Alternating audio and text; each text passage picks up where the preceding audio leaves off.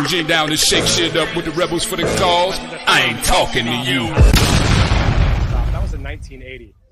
Well, here we go. 2024, the biggest election of all time. And we have President Trump taking on Joe Biden. Let's take a live look once again at the crowd here in Crotona Park.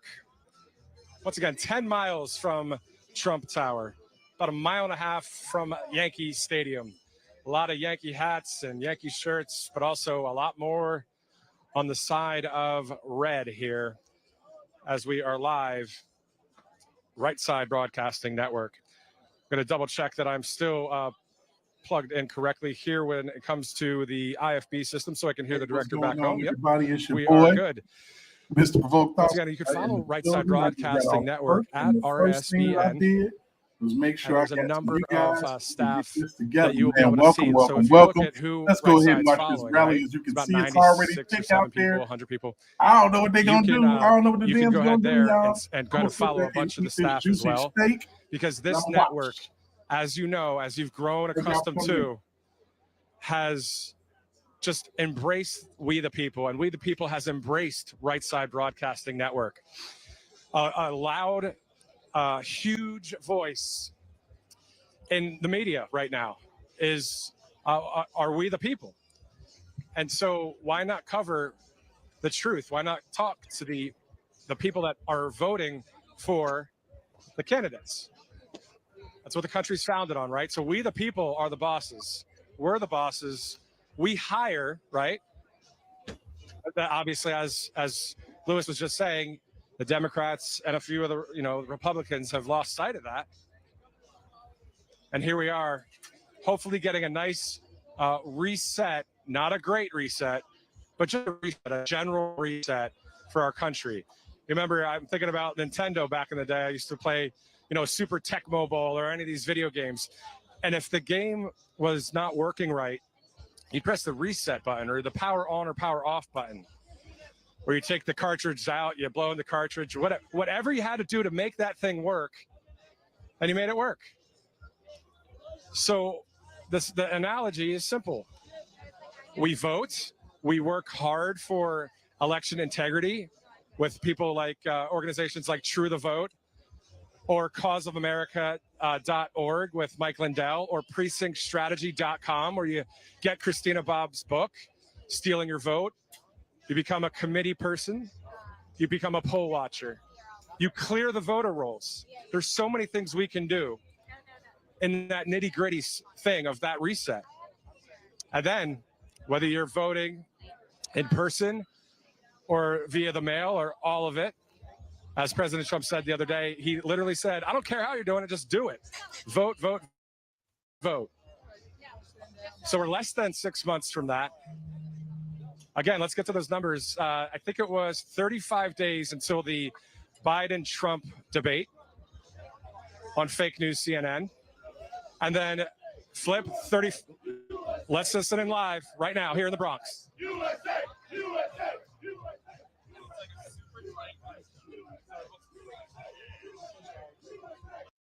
You gotta love it, noobs. I'm telling you, this is amazing. It's crazy. They didn't expect this. They didn't expect the crowd at all. Hey, OC, where you at? Use that. Please welcome to the stage, Adam Solis.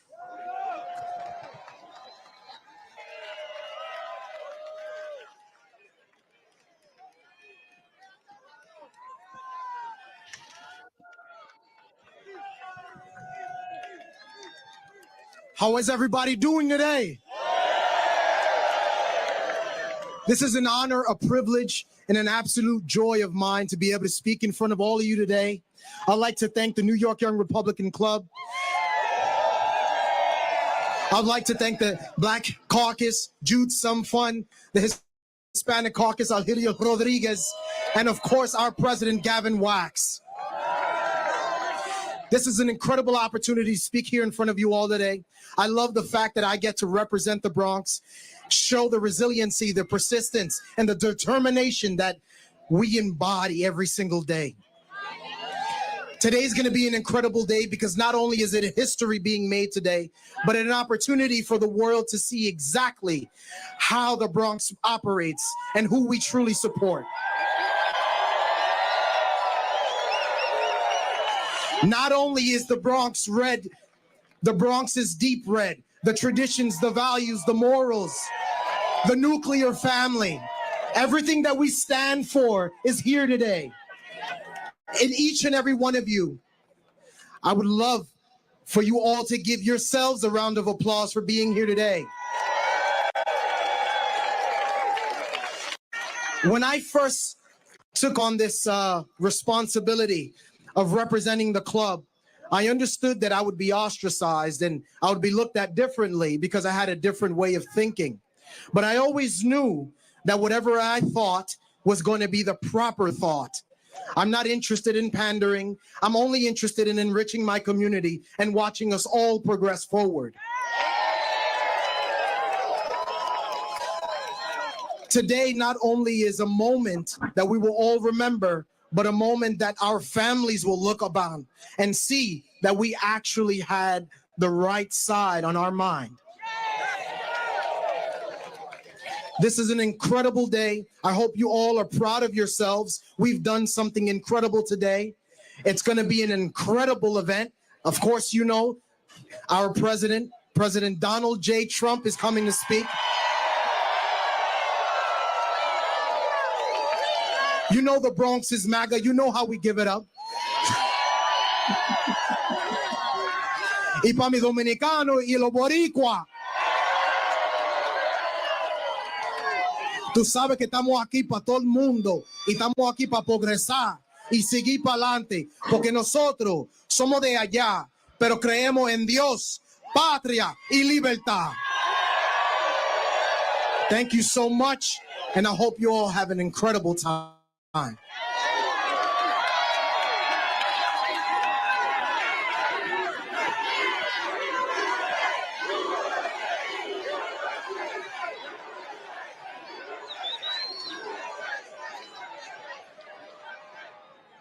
Ladies and gentlemen, please welcome to the stage, Andrew Giuliani.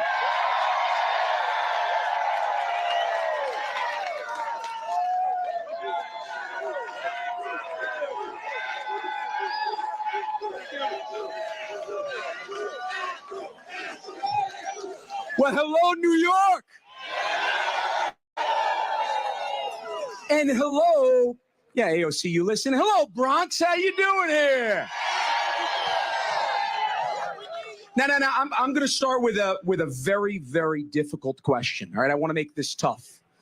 How many? And let's not be too loud on this. Don't be too loud. Don't be too loud. How many Yankee fans do we have here? Come on, I didn't hear you. How many Yankee fans do we have here? Well, ladies and gentlemen, the Bronx has been graced with some of the greatest names in American lore. Babe Ruth, Lou Gehrig, Joe DiMaggio, Mickey Mantle, Reggie Jackson, 3 home runs, Mr. October, Derek Jeter. We got to add Muhammad Ali in there, and I'd say, and the Pope too, right? We got to add the Pope in there. Very, very important. We add the Pope in there. Well, tonight, ladies and gentlemen, we add a new legend to that list because Donald J. Trump plays the Bronx.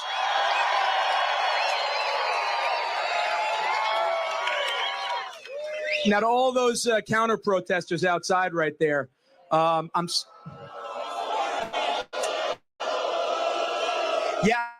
I'm sorry to tell you, I think you guys are counter-protesting in the wrong place because there ain't no safe spaces here in the Bronx, is there? That's right. So I got to tell you, I've spent the last month in court every single day with President Donald Trump. And I have witnessed the persecution through prosecution that our 45th president and 47th president is going through on a daily basis. You have a Biden Justice Department that is prosecuting him. That's right. That's right. Look at the assistant district attorney. There's a guy named Colangelo. He was the number 3 guy in the Biden Justice Department, and he took a demotion that's unheard of in American legal history to become an assistant district attorney. Why? It wasn't for the free lunches, I'll tell you that, ladies and gentlemen. It was to persecute Donald J. Trump. And you got a judge, by the way, in there whose daughter is profiting to the tune of, get this, $93 million. $93 million because she's making money off of Adam Schiff, Kamala Harris, who is not spending her time at the border, by the way. If anybody has seen what's going on, she is not spending her time at the border, right? And Joe Biden. So that's how you know this guy is corrupt. But here's the thing about New York right now. Donald J. Trump has put New York on the table, and New York is going to go for Trump on November 5th, 2024. And I'll let President...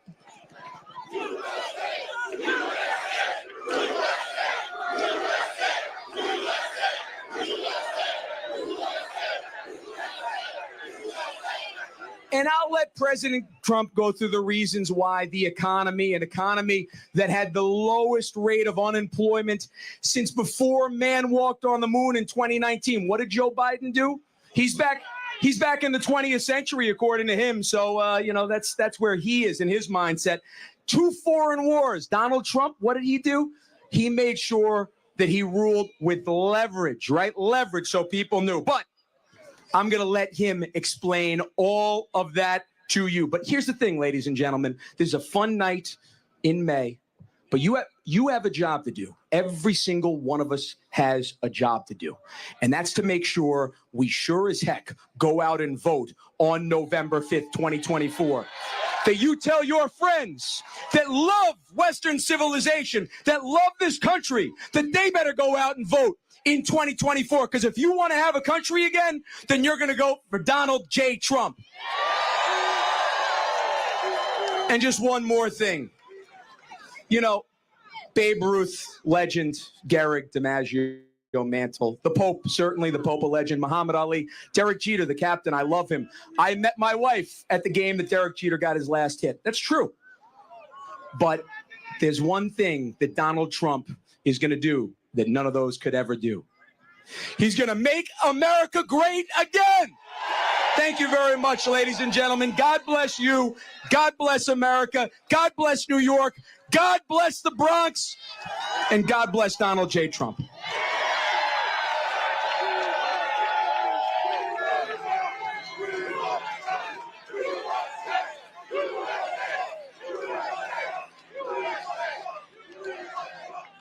Ladies and gentlemen, please welcome to the stage, Madeline Brame.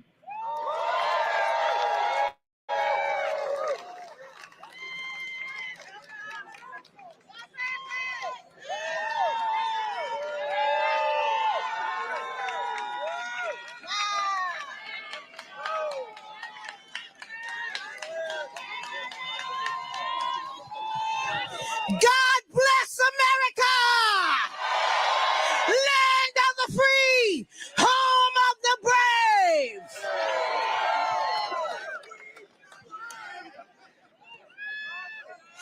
This is a beautiful, beautiful sight to see. AOC, eat your heart out. Richie Torres, eat your heart out.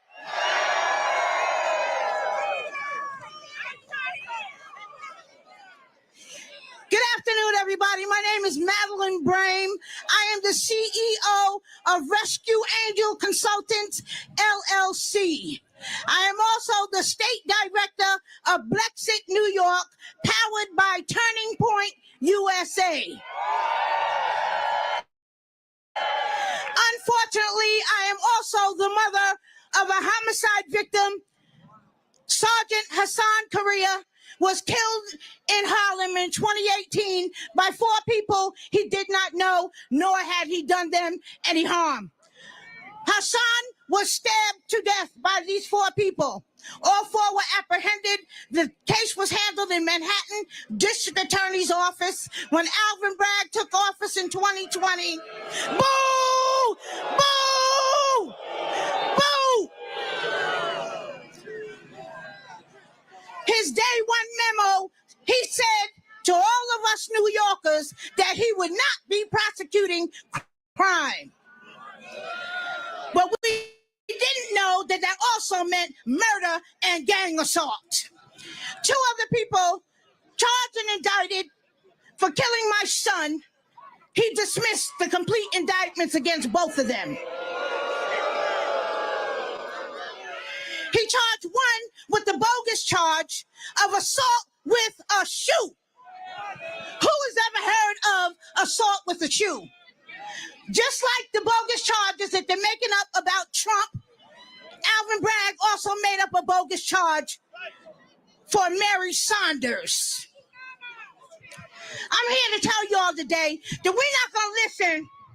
We're not going to listen to you people that are trying to disrupt this rally today. We're not going to listen to you.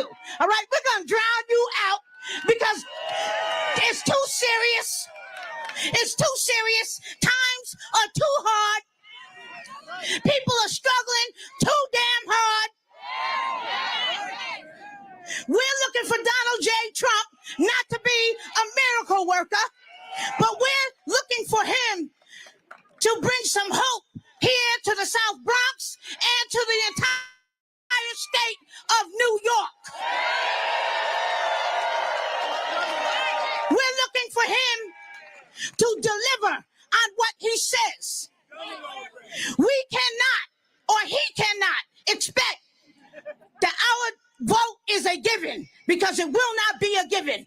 How many of you out there are lifelong Democrats who have walked away from the plantation of the Democratic Party and are now voting Republican because of the way that we were neglected and ignored and pushed to the side?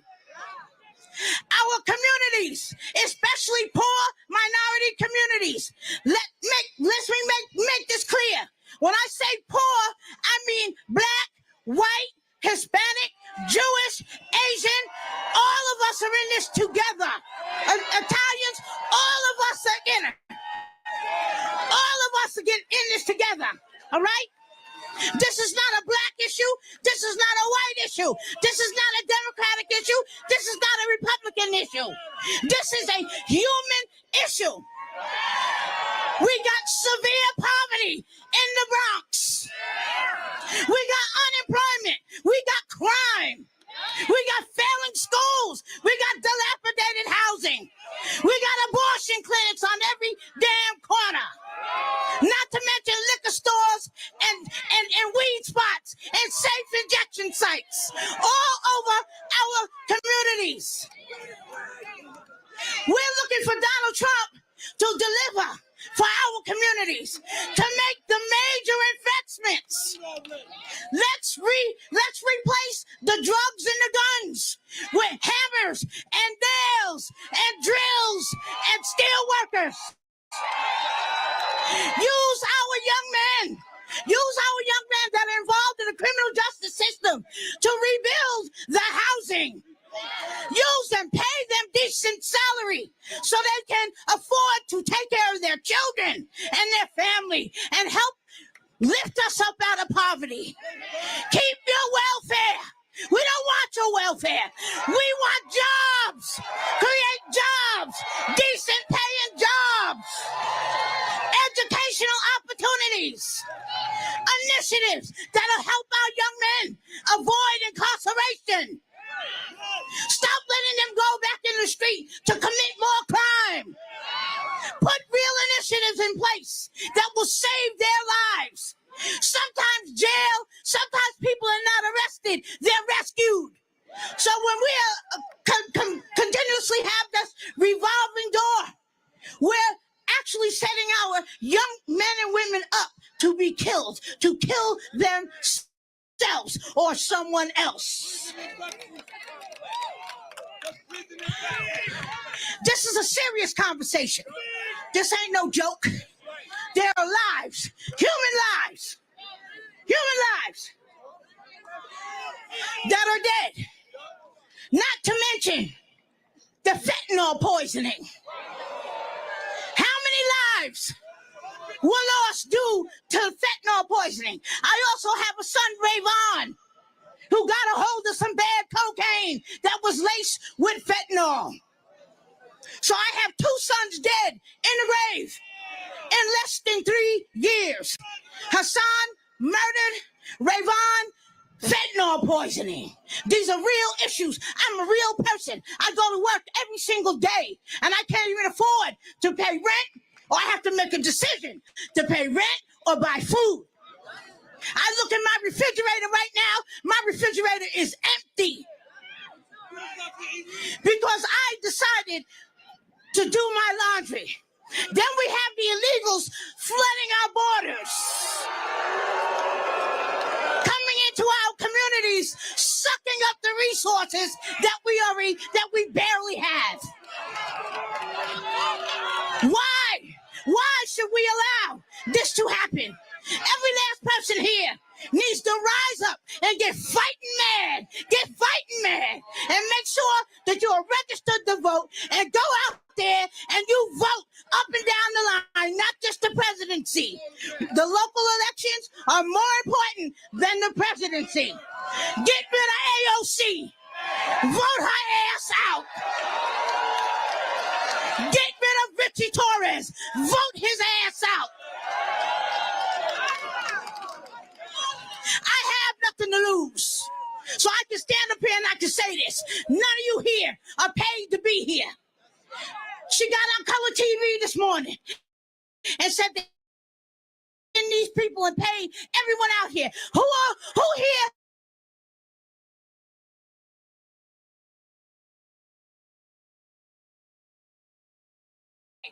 That this is the time that you're in the right place at the right time, and you need to be here today.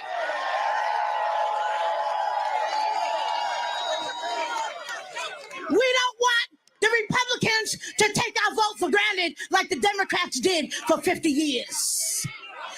Get Tina, vote in Tina. I'm sorry, Tina Forte. That's right. And I also like to give a quick shout out to Latina Brown, and to Derek Gibson for organizing that pre-Trump rally that was over in the South Bronx the other day, which had a lot to do with the momentum that we have here today. So we need to keep this going. All right, we need to be true to who we are. Don't be afraid. Don't back down. Get down there. Get out there and vote like your life depends on it, because it does.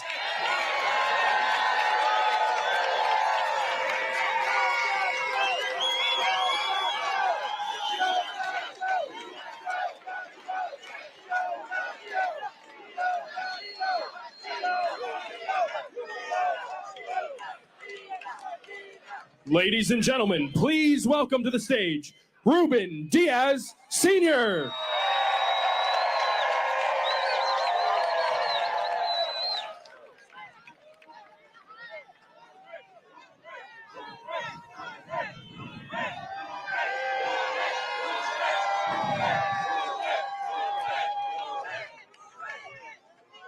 Wow. If you are a Hispanic, si usted es hispano, diga huepa cuando yo cuente hasta 3, huepa para Donald Trump. 1, 2 y 3. 1, 2 y 3. 1, 2 y 3. Ocasio y Yujarau. Richie Torres. By the way, I am Reverend Ruben Diaz Sr., and in behalf of the people of the Bronx, in behalf of the New York Hispanic Clergy Organization, and in behalf of the Christian Community Church that I'm the pastor of here in the South Bronx, I would like to join all of you welcoming Donald Trump to the Bronx. Donald Trump is welcome here in the Bronx. Lo que ha hecho Donald Trump, he has done today, unite the Bronx, Black and Hispanic, pay respect to the Bronx. No one ever did that. Only Donald Trump. No one ever has come to the Bronx like this. Only Donald Trump. No one has cared about us like this. Only Donald Trump. No one has paid attention to us. Only. No one has looked at us. Only. No one has said the Bronx and the Black and Hispanic in the Bronx have to be paying attention to. Only. Por eso, that's why today we are telling everyone else that our candidate for the next president of the United States is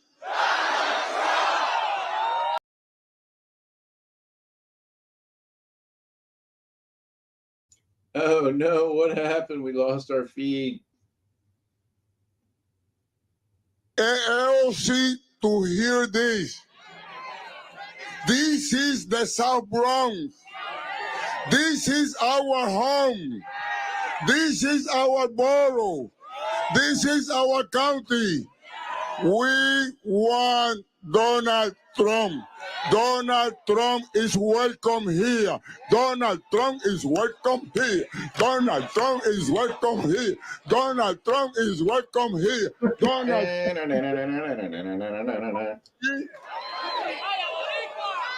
Por eso, that's why I'm going to close.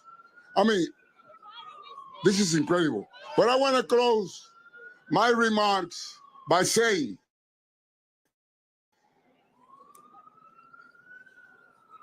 that I want you to join me. To join me. Raise your hand. Repeat with me. Today, I promise that I will vote for Donald Trump to be our next president of the United States of America. And I praise the Lord, our Savior, because He make a miracle. He giving us a beautiful day.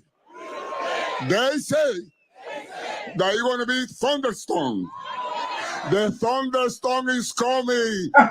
He's here. This guy should quit, man. He's the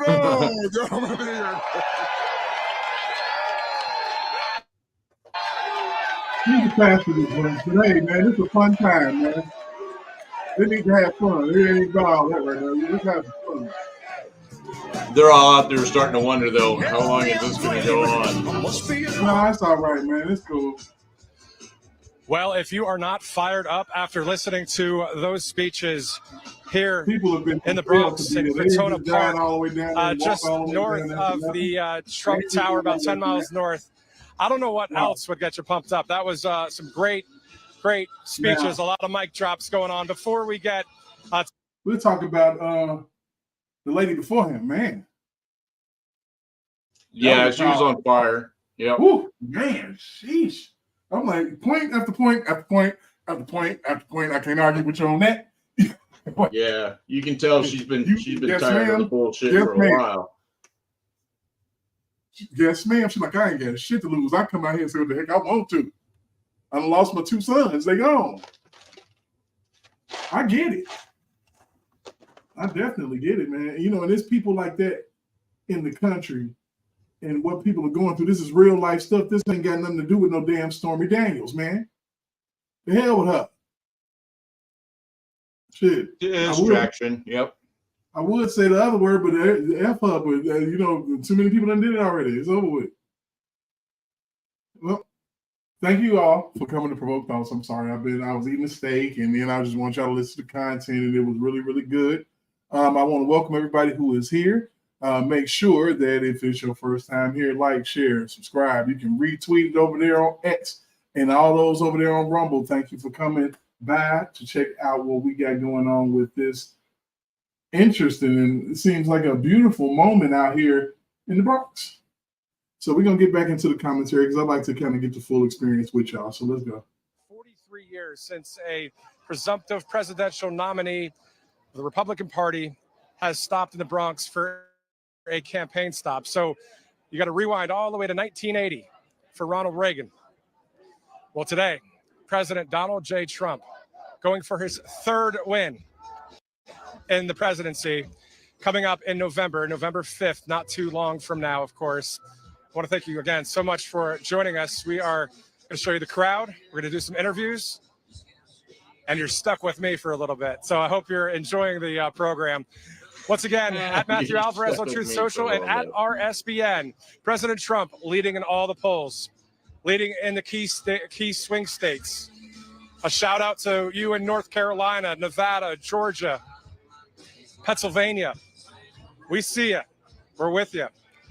So obviously, great poll numbers from a morning consult poll, a Bloomberg poll has Donald Trump leading. It's not only those polls. As I mentioned before, it's the boots on the ground. It's the people here. It's the people when it all started in Iowa of this presidential season or this cycle, and then to New Hampshire and Nevada, the Virgin Islands. You remember all that?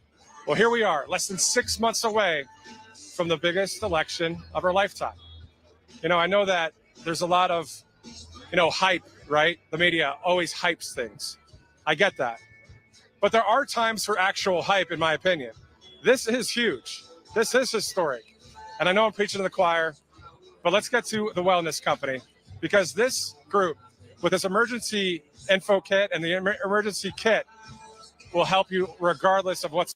I don't know if they're selling something, and then we'll have to stop and listen to them at least. So, news so far, what you think? How do you think about the crowd energy and all of that? We can get into all of it. Actually, I've gotten more information about the crowd that is here than what we have seen in this entire broadcast so far. There are dudes outside, standing outside in lines that are never going to get in. I hope at some point they show like an area. Oh, Mr. Donaldson. I know it's crazy. Look at him. He always comes out like a gangster too, man. Yeah, because Trump is there. Yeah, he rolled with him. He looks like a fucking G-man. Hey, whoa. Listen, the word is that Donald J. Trump's gonna be here in a couple of minutes. That's the word. And so I think it's really important right now to let all of New York know that the Bronx is now MAGA country.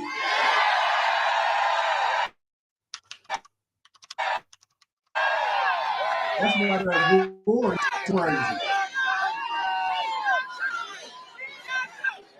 Hey, that's why that roar of the crowd is so ridiculous. It's louder than 3,000. Hold on, let's get serious. Let's get serious now. Let's get serious. All through this country, Joe Biden and crazy Democrats are destroying America. All through this country, they are raising prices more than you can afford. They are limiting our ability to actually make our own energy here in the United States so we can prosper. They leave our borders open and flood all of our cities, including New York City, with migrants who shouldn't be here. They are not leading on the world stage, and our enemies are on the move. They are suppressing your free speech. They are lying to you. They are cheating you out of the prosperity that should be yours. But in about 5 months, there is one guy who's going to turn all that around, and he's the 47th president, Donald J. Trump.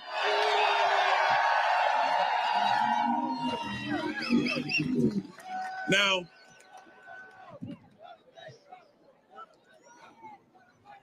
You guys got a child ladder, man, if you want that to pick up. But let me tell you this. Uh-oh, here it comes. He's like, I didn't do it. I didn't do it. Whoa, whoa, whoa, whoa, whoa, whoa, whoa, whoa, whoa, whoa, whoa, whoa, whoa. This is a family affair. This is for all of the people across our country. We say, let's go, Brandon. Let's go, Brandon. Let's go, Brandon. Let's go, Brandon. Oh, I'm telling you, Bronx, you're making me feel good because here's what I know. Your energy, your support, we're going to do something that the media says can't be done. The Democrats take New York for granted. They don't believe it will be done. But in November, we can turn New York State red.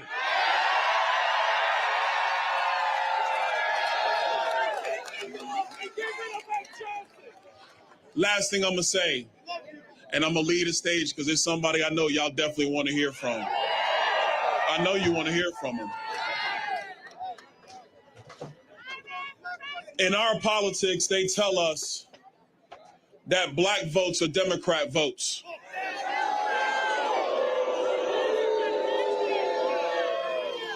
I mean, don't boo me, boo them. They're the ones with the camera, tell them.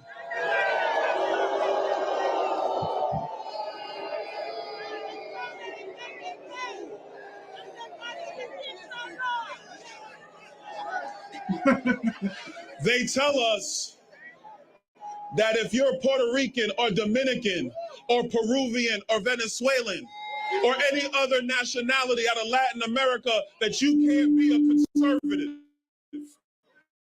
That's what they tell us. But I'm from Brooklyn, New York.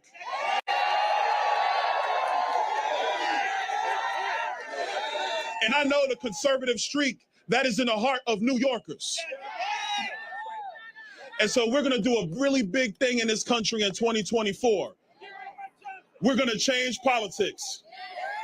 We're going to change the status quo. There are no racial votes in America anymore. There are American votes in America, and we are going to save the greatest country man has ever known. He's getting his president vibe. Mm-hmm. Oh, yeah, I think he's kind of eyeball on that. He could be. He's getting his real vibe.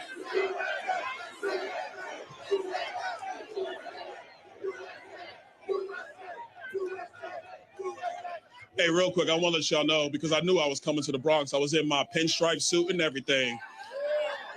Got to make sure, because you never know who shows up.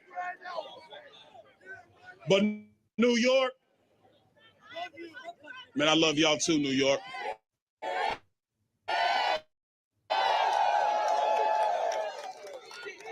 Let's do something amazing. Let's do something spectacular. Let's do something monumental. Let's together make America great again. God bless you, New York. God bless the United States of America.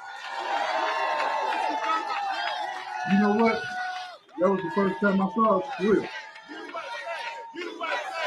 First time you saw what? That was the first time I saw Will. He gave me the presidential vibe. Oh. I was like, oh shit, wait. I was like, oh shit. Yeah, I mean, I can see him in about maybe 8 years, maybe even 4. Going for it, for real. I can see him making a run. Shit has happened. Yeah, I can see a run. I see a run. Let's step to the stage any second. But having Puppy oh, Gate look, there he is. There he is. Hey, Puppy Gate is in the building. He said he was going to be there. Yeah. In the building, man. What the hell? Let's go ahead and get this back rolling. That's crazy. Yeah, they just got a million more subscribers, probably.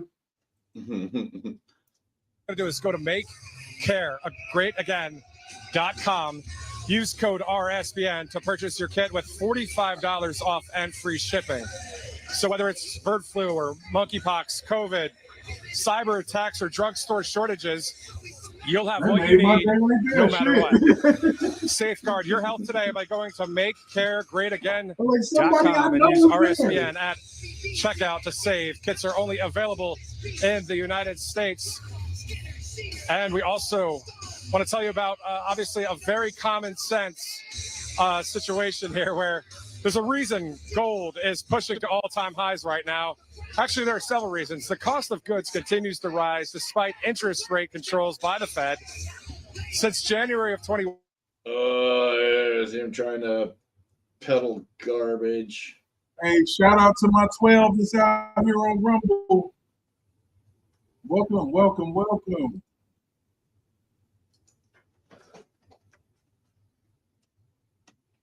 Hit the like and subscribe.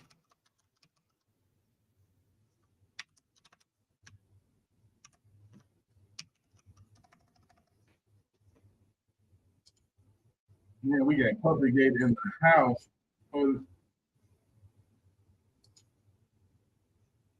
that's what's up. Let's see, are they still doing that commercial? The crowd here in the Bronx packed. Packed house in front of this media riser, and to the left and to the right. And I'm looking behind the media riser at this point as well. And what I see are still hundreds, if not thousands of people. It's really hard to see because we're here at a Crotona Park, right? If you've ever been to Crotona Park, a lot of trees around. But from what I'm seeing, as Kid Rock is rocking here, not live, but of course behind us with the music. Whew. Okay, so, but my point is, this guy's lost. He's as completely Kid Rock lost. is an American, you know what? A bad, you know what? Follow him on Truth Social. Quite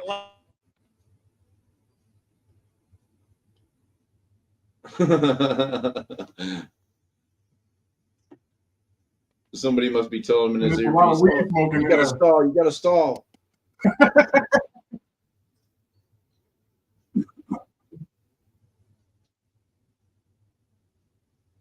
Yeah, he got a contact. Yeah, if he knew anything, he'd go over and talk to the Public-Gate guy.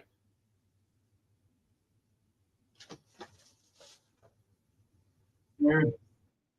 Let's see. So what was that? That was like right around the 40-minute mark. So whenever we talk to them again, we'll say, "Oh, hey, we saw you on the feed, man. Here we got it. Here, you can check it out." Mm-hmm.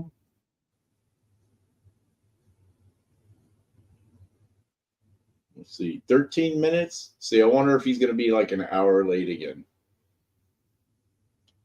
I would hope not when he came at 2 o'clock in the morning.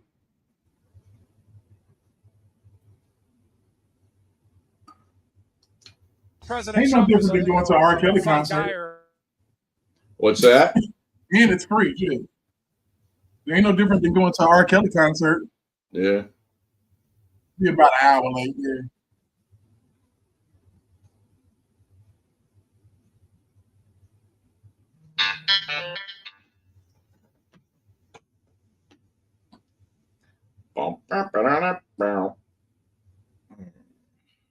He knew he gonna get fired, man.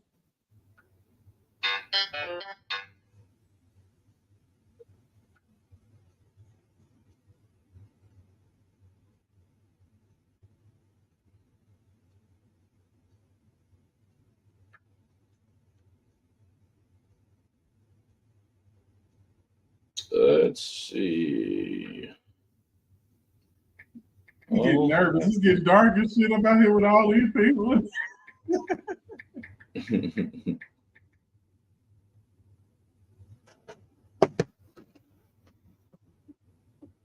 Because he's still choking up here. Let's see. 5 minutes, who knows?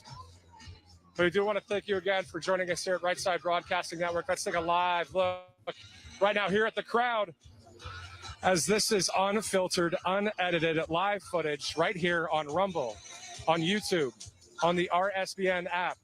and on rsbnetwork.com. If you'd like to donate to this network, it's rsbnetwork.com/donate. All the lights, the camera, the correspondents in the field, the studio. You know, we're not backed by any of those left-wing corporate, people. I have nothing against corporations. I do have something against the corporation. Nothing against corporations. I'm just sitting here talking. It's a free market. Capitalist society. It's great. Hear my brain rattle. But wow. What I'm saying is there are huge corporations that are conservative driven. If you have if a I chance, could smoke a bowl right now, I would. I know times are tight. Trust me, I know. Come up with things to say in the microphone. Wages are down. Gas is up. Rent, I get it. Literally, I'm not saying $1,000. I'm just saying $1, $5, whatever. Go ahead and donate to Right Side Broadcasting Network. Also, Right Side Broadcasting Network, we have an awesome newsletter. Go to rsbnetwork.com/newsletter for some exclusive reports and keep tabs on all of what's going on in the America First movement and everything President Trump and this campaign. You can tell that the free world wants President Trump in office. We, the people of this nation, want President Trump in office. And now I'm talking about a certain percentage. Of course, I know that there are liberals that don't want him in. I get it. What? There's liberals? Holy crap. And a majority of the people in Brazil. I mean, think about it. In Brazil. I love talking about Brazil. I don't know. They love their country. This guy is really working hard, man. He's got a bead of sweat in his forehead. I ain't looking at him right now. He's the real president of that nation. A good friend of President Trump. Those people, the Portuguese speaking and Spanish yeah, speaking, you think somebody would be there. Brazil, they should have, they should give an AOC a chance to come up. So if somehow President Trump isn't the next president, the 47th president of the United States, what are we facing? No, I missed it. I'm over here. We're facing the likes of Canada and Brazil and China, and hopefully not worse. Social credit scores, like in China, right? Control of the population. Propaganda to the nth degree. This is the free United States of America. This is why this place is packed. Yeah, they really need to pan around and look at the call, at all the, this is why crowd since they got the time. From all across this country, everywhere that you've seen Right Side Broadcasting Network live feeds from, it's been just packed with excitement and with joy.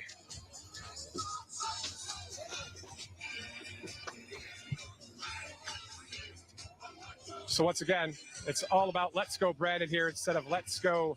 I mean, it's let's go Yankees, but it's also let's go Brandon. I mean, everybody having a good time. All right, I'm going to make a run while this guy's yakking. I'll be right back. All right. If the studio can repeat what you were saying there. In the meantime, the crowd getting ready.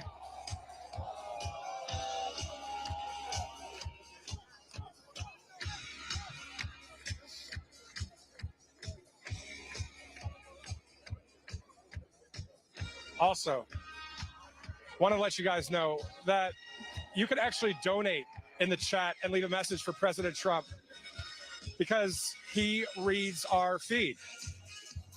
So that's directly from the studio at Right Side Broadcasting Network. He actually pages through and reads what you guys put in there. So on Rumble, go ahead and look in the chat there. Say things that you'd like to say to President Trump. Say things that you'd like to say to Right Side Broadcasting, but also, again, you can donate within there. Assist this network. We're here for you guys. I'm here for all of it, too. Like, we're here together. We want to show you the crowds. What a great moment right now here in the Bronx. People just smiling, having a good time. I'm going to interview some people here. Let's take a live look at the crowd as they step down from the media riser and get ready to interview some folks. What's going on, man? What's your name? David. David, nice to meet you. What are your thoughts about this fun scene here? It's an historic event that I could tell you. It's something that we did not expect. I don't think anyone in the world expected it, to have such a diverse situation here of a crowd. I think the majorities are minorities here, actually. The majority is a minority group here. African Americans, Hispanics, Jews, white, working Americans, college educated, non-college educated. Are you a Trump impersonator? No, I'm not. Sounded like it for a second. I'm not. There's people that can do it actually better than me, but it's just a great place to be right now. I think this energy, this is what New York needs throughout the year, because New York has been through some tough times. The economy is not good. Crime is up. The migration problem is like, especially here in this region, in this area, it's incredible the mess that a small group of people can do to a state and to a country. And we're here to support this president. You know, he's the guy. Amen. What would be some of your messages right now to people watching? Just what would you say to encourage them? Again, if you basically get to work, because all hands on deck. All hands on deck. This is probably the most important election that is coming up, because we're like so down the wrong path that it's like the chances are slim, and we got to work hard. If you're not registered, register to vote.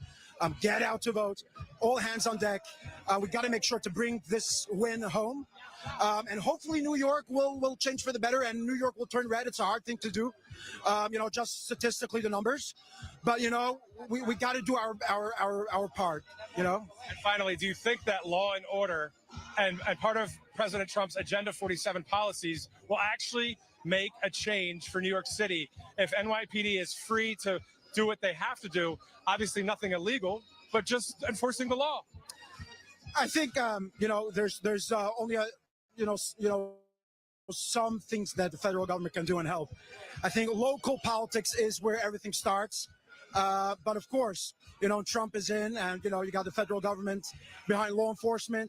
You got the federal government behind lowering migration.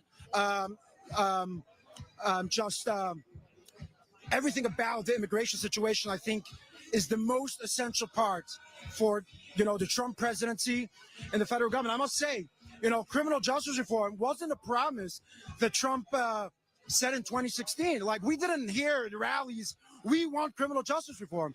We heard build that wall, and sadly, the wall has been built, partially. But this is not what we wanted. We wanted a wall throughout our southern border, a complete stop of our immigration policies, illegal immigration. So, we need to get back to that. We need to get tough on crime and tough on immigration. I think that's the two keys here in New York. Hey, man, David, nice to meet you, man. Nice to meet you. All the time, by the way. Thank you. You guys want to talk to us real quick? Anybody? Come on, turn around here. All right, next guy. Dude says I don't. No, I'm good. 45 and 47. We should add 46, if you know what I mean. Hey, what's your name? Don't forget, fireaoc.com. There you go. That's right. What are your thoughts about this place, man? I love it. I hope it gets back to the old days, the 80s and 90s, like when Reagan was in office. That's what we need. All this bullshit with Chuck Schumer. Oh, I shouldn't have said that. Chuck Schumer. It's a joke. So back in 2016, when President Trump won, what were your thoughts right away? Were you like, okay, what's going to happen? Or did you know, hey, man, this guy's going to do good for us? I was with him from the beginning, man. I mean, the guy's a smart man. Everything he does comes out amazing. And, everybody's going to spread lies. And that's what happens in this world. They don't want anybody to make it. They all got to make their money under the table. Here we go. Gentlemen, please welcome the next president of the United States, President Donald J. Trump. And I'm proud to be an American, where at least I know I'm free. And I won't forget who died, who gave that right to the me, phone and light I vigil. gladly stand up next to you and I'm serious. That's crazy. today, 'cause there ain't no doubt I love this land. Oh, look at this idiot on the left. He's recording it with the face of the phone frontwards.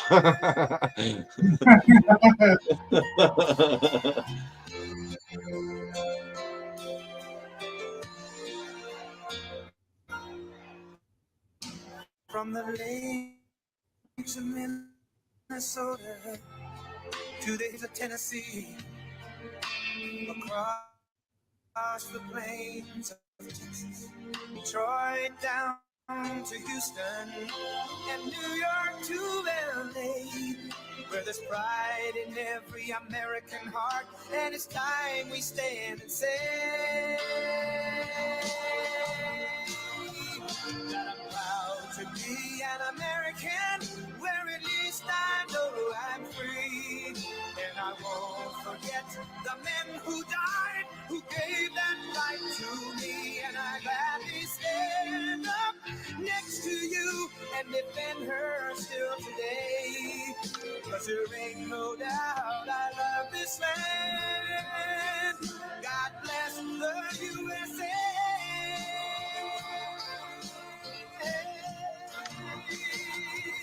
And I'm proud to be an American, where at least I know I'm free. And I won't forget the men who died, who gave that right to me.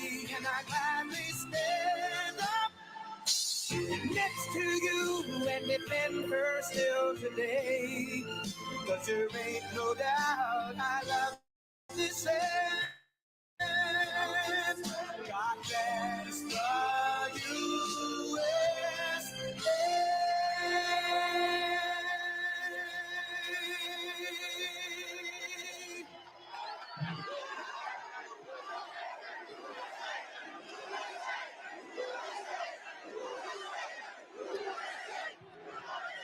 Well, hello, everybody. Thank you very much. This is some turnout. This is some turnout. And I want to thank New York's finest. They just brought a lot of additions. So we have people, thousands of people outside that can't even get in, but they'll get in eventually. We appreciate it. New York's finest. Hello, New York City, and hello to all of the incredible, tough, strong, hardworking American patriots right here in the Bronx. Oh, y'all ass. Who would think? Oh, y'all ass. I'm thrilled to be back in the city I grew up in, the city I spent my life in, the city I helped build, and the city that we all love, New York City. And I'm here tonight to declare that we are going to turn New York City around, and we are going to turn it around very, very quickly.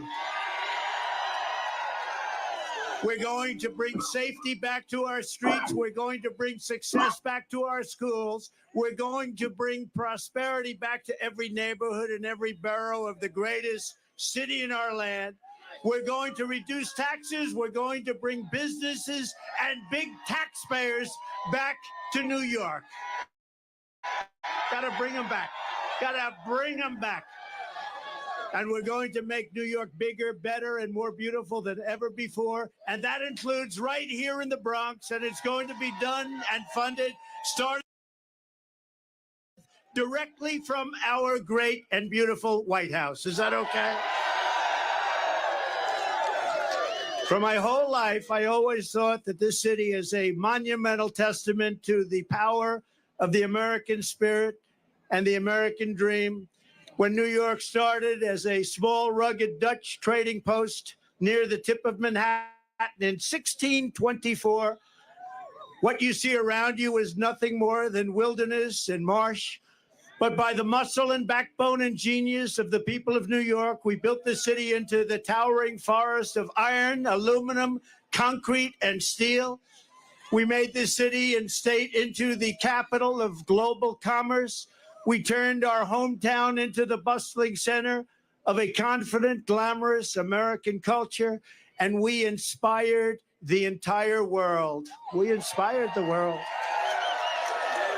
No matter where you went on this planet, everyone knew that when you said, I'm a New Yorker, it meant you had else. You had heart. You had heart. Big, big, beautiful heart. Everybody wanted to be here. New York was where you came to make it big. You want to make it big, you had to be in New York. But sadly, this is now a city in decline. Throughout my life, I've seen New York through good times and bad, through boom times and crime waves, through market crashes and terrorist attacks, but I've never seen it quite like this. We have filthy encampments of drugged out homeless people living in our places that we've spent so much time with children where they used to play. We have lunatics killing innocent bystanders by pushing them onto the railroad tracks for sport. Our it's a sad thing. Don't worry, it gets positive. Don't worry, it gets so positive. Remember, we're going to win. We're all winners. We're going to win so big. We're going to make it bigger and better than ever before. Remember that. So don't worry. By the time the other 6,000 or 7,000 people get in, it'll be very positive. Our subways are squalid and unsafe. The ceiling tiles are falling down, and they look worse than a third world country. The medians of our highways are crumbling. Our sidewalks are littered with garbage, bottles, and trash. But worst of all, the discarded needles from people that so desperately are in need of help. And we have mobs of migrants fighting our police officers and giving America the middle finger. But we are not going to let this continue. We are not going to abandon our hope and our pride. This city has given us so much, and now it is time that we are going to give it back. Together, we are going to make New York City great again, and simultaneously, we are going to make America great again.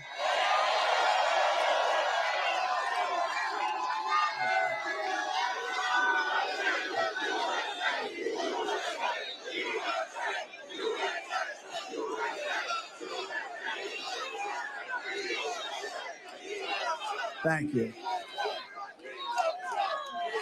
I have come tonight to talk about solving problems. The simple fact is Joe Biden is not getting the job done for the Bronx. He's not getting the job done for New York, and he's not getting the job done for America. He is incompetent, ladies and gentlemen. He is grossly incompetent. I will get the job done as I did for 4 years, and I will get it done fast. And remember this, if a New Yorker can't save this country, no one can. No one can. Get me the snake, please. The snake.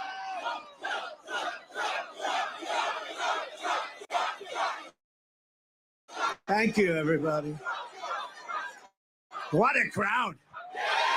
This is something. You know, we wanted to keep it small because who knew? This is like a love fest. Love fest. It's a love fest. We love you. Thank you, Doug. Thank you. Wow.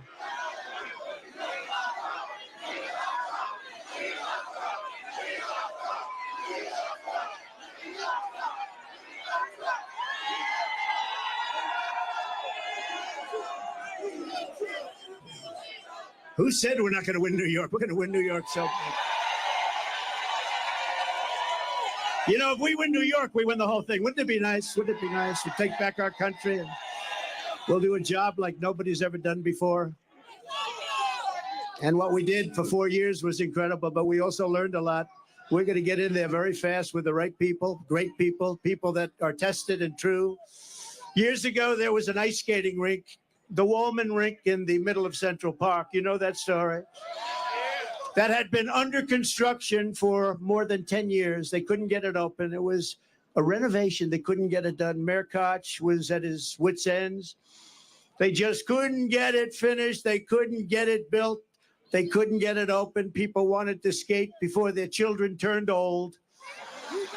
Almost $20 million was spent over a long period of time. It was an embarrassment to the city. Every day they'd be laying the copper pipe, and every night that same pipe would be stolen. And then they'd start all over again the next day, and it would be stolen. This went on weeks and weeks and months and months. They poured the concrete in small patches in wrong directions and at different heights. And they took their advice from a refrigerator company from Miami, where it's 95 degrees out. It was a total mess. They just didn't know what they were doing. And I saw this, and I wanted my children to be able to ice skate before. They didn't care about ice skating. I looked down on the rink, and I said, what is going on? Years and years. So I volunteered, and I took over the project and did a good job. And when I took it over, I said that if it cost more than $2 million, I would pay for it, the entire amount. But it cost far less. The first thing I did was call the Montreal Canadiens hockey team in Canada, right? Isn't that better than a refrigerator company from Miami? They didn't know what we were talking about. But the Montreal Canadiens knew, and they were really nice. I'll never forget how nice they were. And they told me that you don't want to use copper tubing and gas because the gas is very delicate and it leaks. It's very fragile. It just doesn't work. You want to use rubber hose. I said, I like that. That's a lot cheaper. Water and salt. The salt makes it so the water doesn't freeze. It's called brine.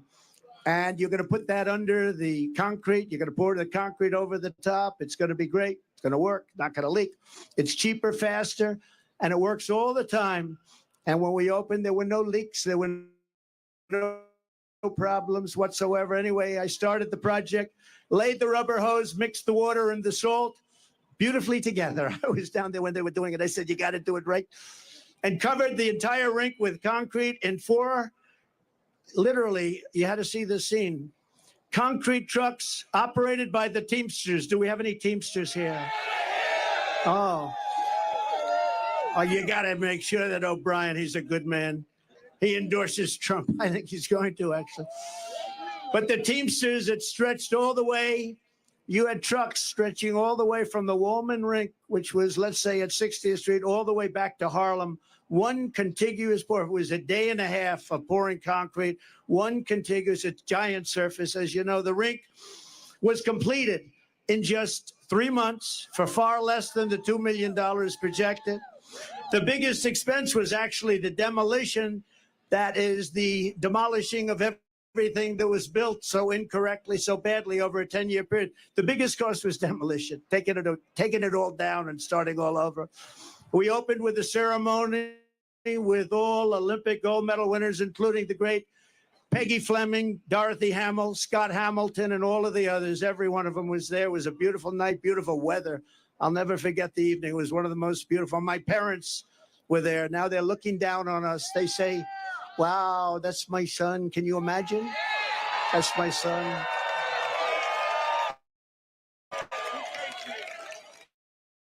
Can you imagine? He's being tried in a court with a crooked fist. Can you believe it?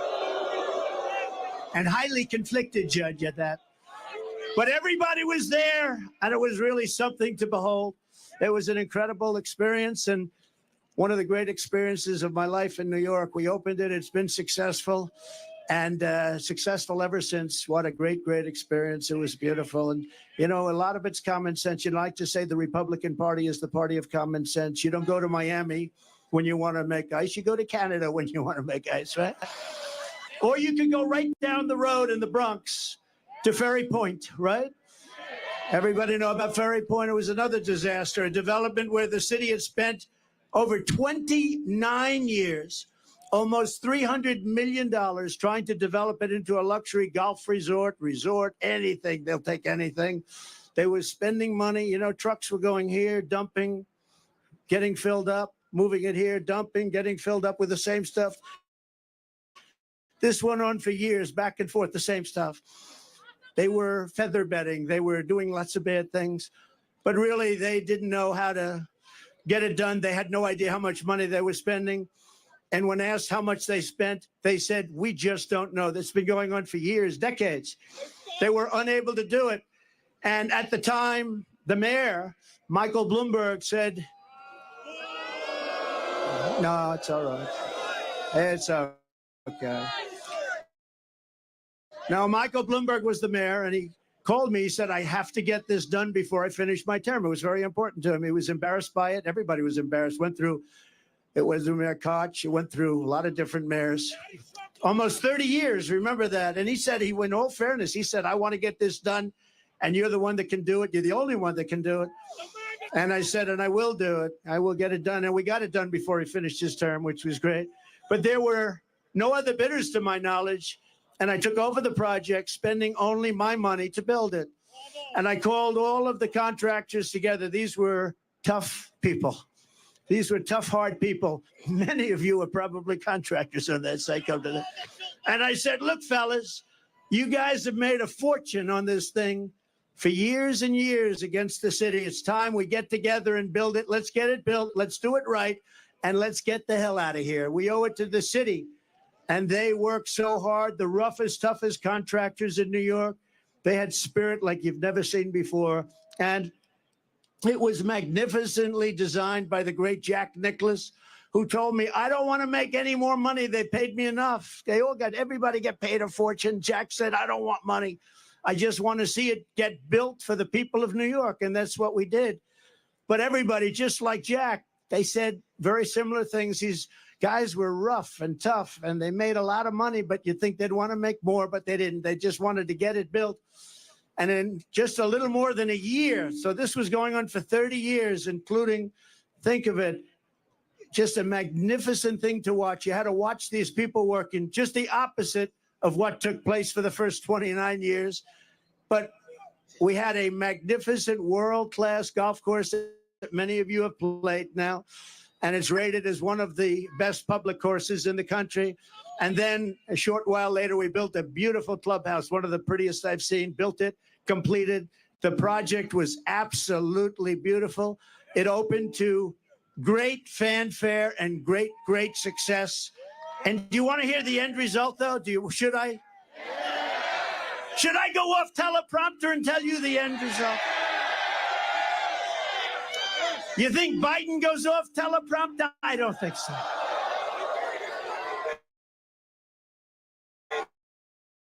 He's no good on teleprompter. No, but okay, so I did this beautiful job. And then we had a dispute over January 6th. We had a dispute. And they said, January 6th, we want to terminate his agreement with the city, had a long-term agreement with the city. And they sent me a notice of termination. I said, wait a minute. I just $25 million building it, built this magnificent clubhouse. It's in full operation. It took you 29 years. You were spending hundreds of millions of dollars. You couldn't get it done. And the neighborhood came to court totally for me. The Bronx neighborhood, it's in the Bronx. It's on the East River in the Bronx. And we went to court. The city sued to break my agreement that they had just made. And I had done such a great job for them. And it was accolades everywhere. Golf Magazine, all of the big magazines were saying, what a great job. They terminated my agreement, and I went to court. And I will tell you, I had a very good experience. We had a Supreme Court justice named Deborah James, and I have to give her credit. I didn't know her, never met her. Deborah James, a African-American woman who came to my defense. We explained it, and the city explained it. They said, we want to terminate. They had no reason. And we said what we just said. And she looked at them and she said, in effect, how dare you? This man came in, he put up his own money. He did an incredible job. You were building it for 29 years. How dare you ask for this to be terminated? How unfair is that? Deborah James, a great Supreme Court justice. That's all I can tell you. And we won the case. But it's not easy doing business in New York, I'll tell you. Not easy. So I just appreciated that. I had to tell that story. And As you know, then I renovated Grand Central Terminal. I built the Grand Hyatt Hotel on 42nd Street and Park Avenue. And as part of that, I renovated the beautiful Grand Central Terminal, did a really good job of that. And then I was very much responsible for the construction of the Jacob Javits Convention Center, where Hillary Clinton was going to have her big evening. That was not good. Remember? We had the glass ceiling. You know, we built glass ceiling. She said, we're going to break the glass ceiling. It didn't work out.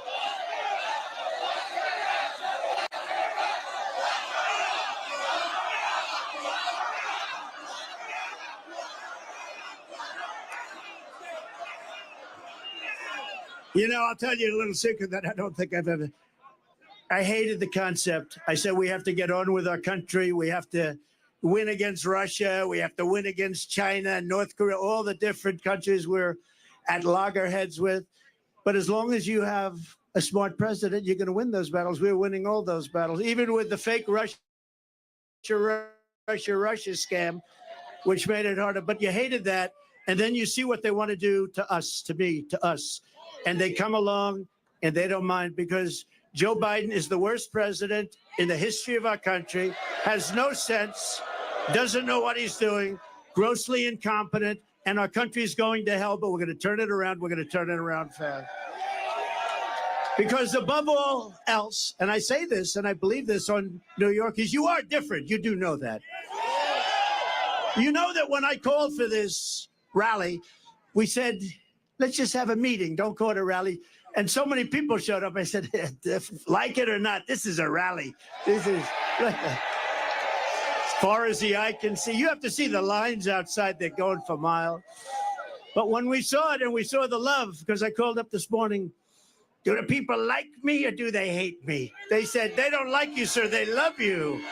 I said, thank you. So I appreciate it. And I love you too. But above all else,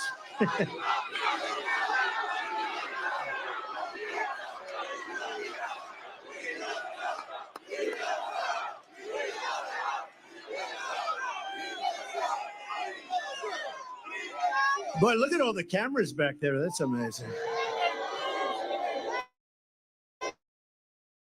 That's the fake news. Yeah. You know, they'll say tonight, Donald Trump spoke to a very small crowd of people in the Bronx. It was a very hostile crowd, very hostile. They hated him very much. No, sometimes they're okay. You know, I agreed to do a debate with crooked Joe Biden on CNN with fake Tapper. And I think they'll be fair. Does anybody think they'll be fair? I might be. That's all right. When they said, here's your story, you can have a debate on CNN with fake Tapper as the primary host. And I said, I'll do it. Because you know what they thought is you'd say CNN and they'd say various people on the show, various bankers, and, you know, headed up by fake Tapper. And they thought I was going to reject it. I don't want to do it. Then Biden would say, I offered to debate, but he wouldn't do it. So they said, we want to have a debate. I'll take it. But we haven't even told you what the debate is all about. Then they said today, they said, we'd like to set up tables so you sit down. I said, I don't want to sit down for a debate. Let's go. At some point, so we're not sitting down. We're going to be standing up for the debate. And here's what you know. If crooked Joe Biden makes it through the debate, which I think he will, they're going to say it was one of the great debate performances in history. One of the greatest debate performances. But there they are. And we're on every network tonight. I don't know what's going on. We're on Fox. We're on all of them. So have a lot of fun, but we're on all of them. So they understood. They understood before anyone how big this would be. And you got to see what's back there coming in. Thank you. Thank you.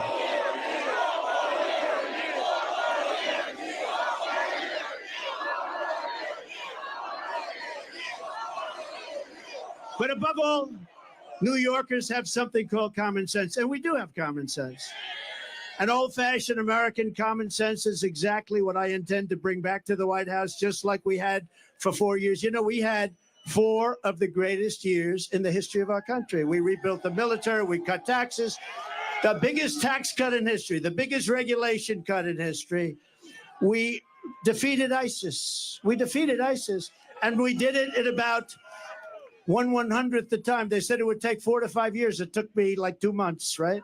Because we have an incredible military and we're not allowed to show. They had Afghanistan, the worst pullout, the most embarrassing day in the history of our country. It's probably the reason, a piece of it, why Russia went into Ukraine. They said, these people are incompetent, we'll go in. So Russia going into Ukraine would have never happened. None of this stuff that you see would have happened.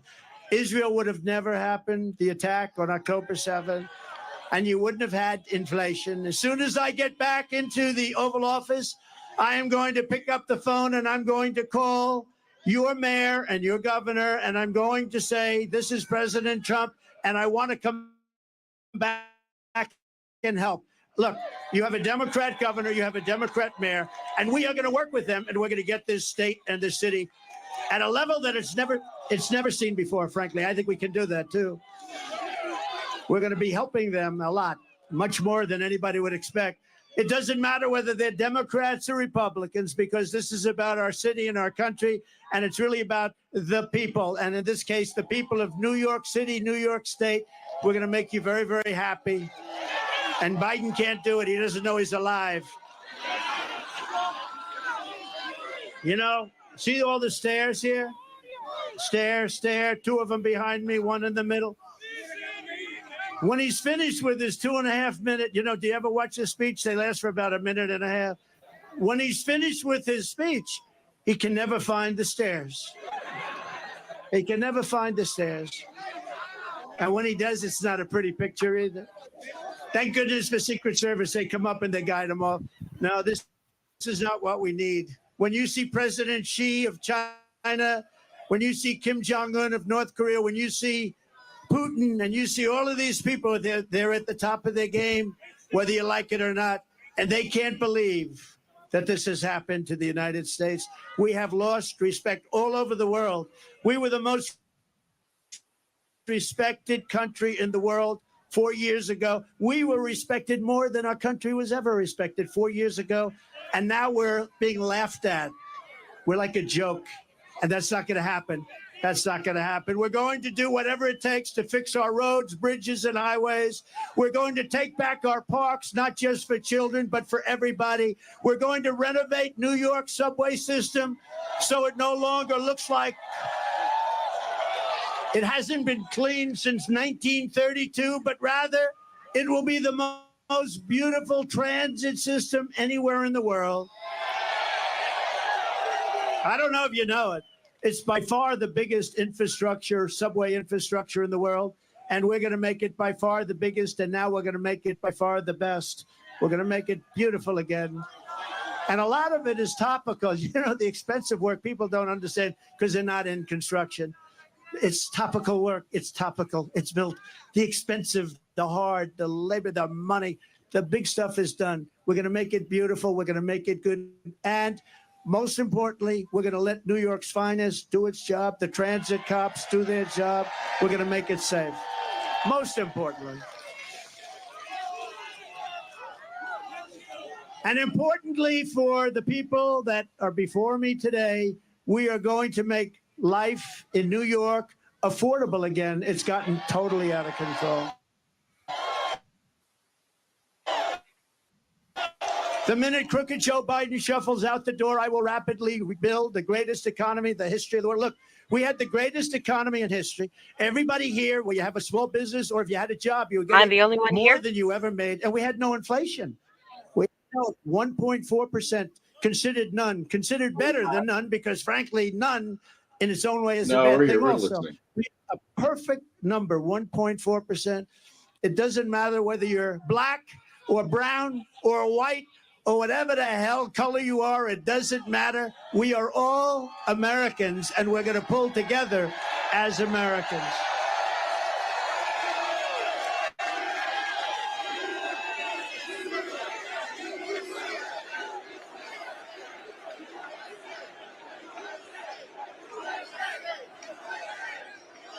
We all want better opportunity, and I'm not just going to promise it. I'm going to deliver it as I did just a short while ago. Think of it. You know, when I went down to Washington, I was only there 17 times. I never stayed over. I didn't know that society. And we had great people. Look at what we did with economic development, with the rebuilding of our military, with the tax cuts, we had great people. But we also had some people that I wouldn't have used if I had my choice. Now I know everybody. I know the smart ones. I know the dumb ones. I know the killers. I know the weak ones. I know them all. And you're going to see. But everyone was better off. We had the greatest economy in history. Everybody was better off under a man named President Donald J. Trump. Have you ever heard of him? Have you heard of him? We had gasoline down to $1.87 a gallon, and actually times when it was much lower than that.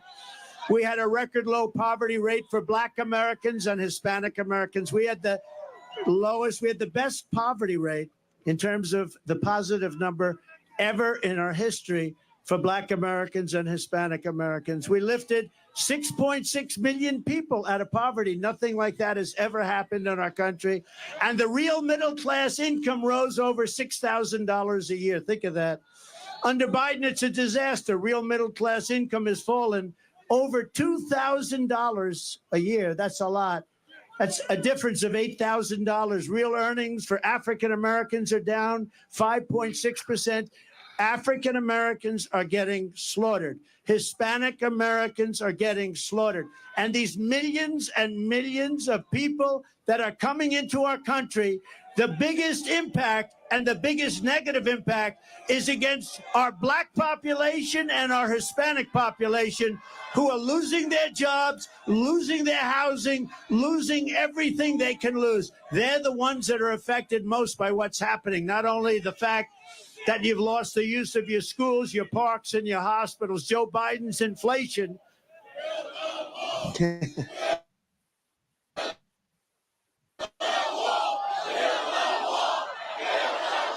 they have that? Do they have it?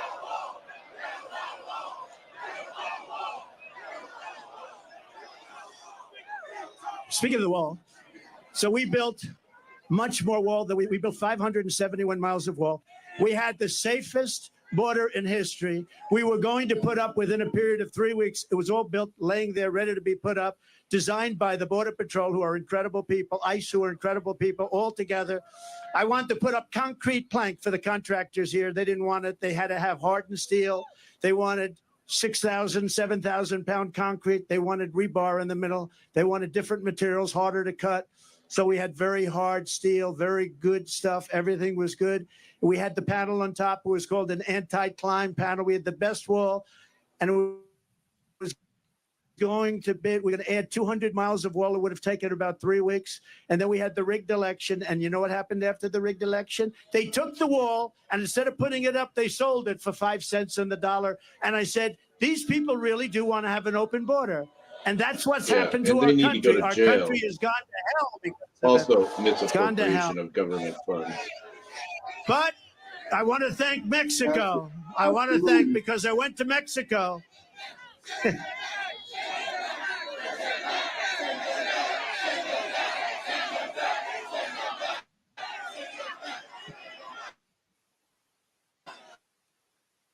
We really have no choice. He said, send him back. There's a chance, send him back. Nobody wants somebody back, but you have no choice. This is not sustainable by any country, right? This is not sustainable. But we had Mexico, and we went to Mexico, and I said to the president of Mexico, good man, by the way, a very good guy, happens to be a socialist, but these are minor details.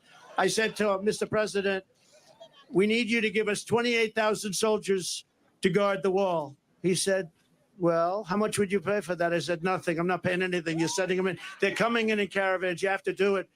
And he smiled and he laughed. He thought it was funny. He thought it was like, I was kidding. I said, no. They're coming in through Mexico. We need 28,000 soldiers, free of charge. And he said, Donald, I cannot do that. I said, here's what you do. I don't want to embarrass you, so I'm not going to negotiate with you. Send me a negotiator. Give me a top negotiator. I want to see him. And he came to the White House, a very handsome man. dressed in one of the most beautiful suits I've ever seen. In fact, Antonio Banderas. I was going to ask him, who is your tailor? I'd like to buy one of those suits, but I didn't think it was appropriate to start the negotiation that way. And I said, you know that you're going to give us 28,000 soldiers, don't you? No, no, no, we are not going to. We will never do that. I said, of course you're going to. 100%. He said, we're not going to. He said, no way. I said, way. You're going to give it. I said, 100%. And you're also going to have a new policy. It's called Remain in Mexico. Nobody can come into our country until they're free. And then you're going to have catch and release into Mexico. You know, we have catch and release into our country. Even if they're criminals, we catch them, we check them, we see they're a criminal, we release them, we say, come back 5 years later, you'll have a court case. Nobody ever comes back. So I said to the State Department, and a wonderful woman, but a bad negotiator, I said to the State Department, give me a top 10, give me a top 10 list. Give me a top 10 things. I said to ICE and Border Patrol, give me a top 10. They gave me a top 10 list. And a lot of it had to do with all of the horrible disease that pours through.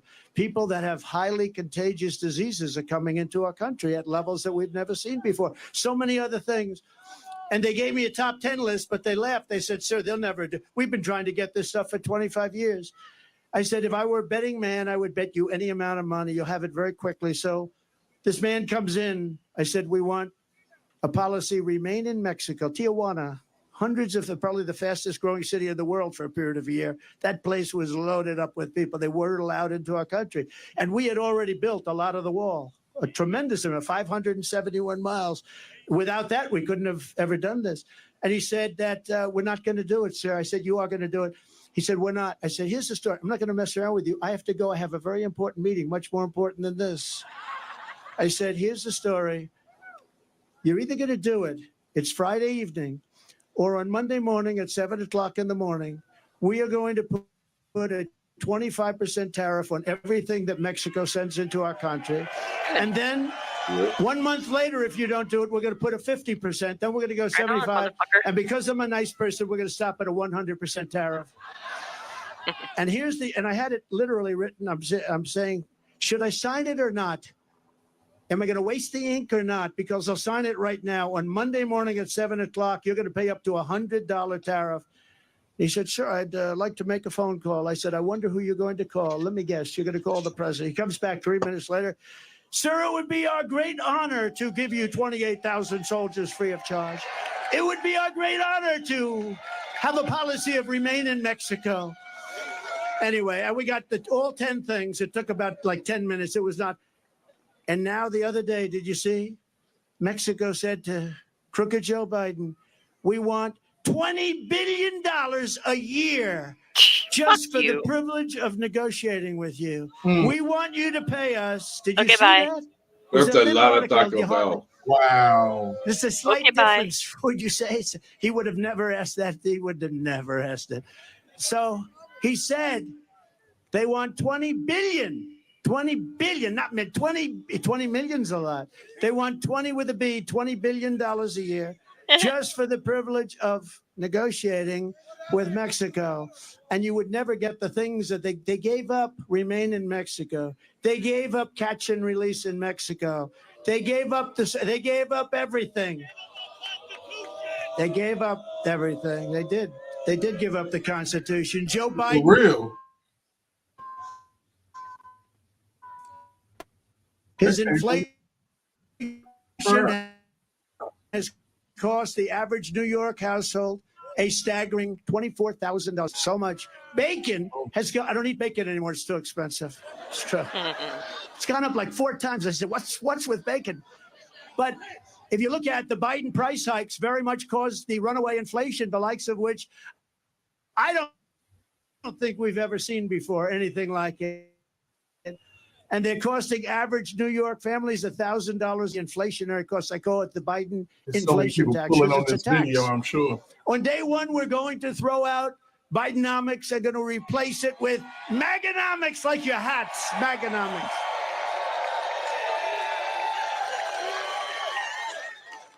And I will give you lower taxes. We're going to cut it still lower. Remember, when I cut taxes, I gave you the biggest tax aerial cut in the history of our photographs are country, just bigger than now the Reagan starting to tax come cuts. out. And you know what? The It's pretty following big. year, we reported massive increases in revenue. So with lower taxes, we actually took in more money because it gave incentive for people to work. Lots of reasons. But I will give you low taxes, low inflation, low interest rates, rising wages, growing incomes, and fair trade for the American worker.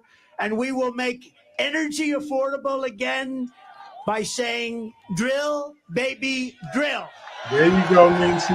Drill, baby, drill. Your energy costs will come down within the first year by 50%. That's not bad. That's a hell of a promise.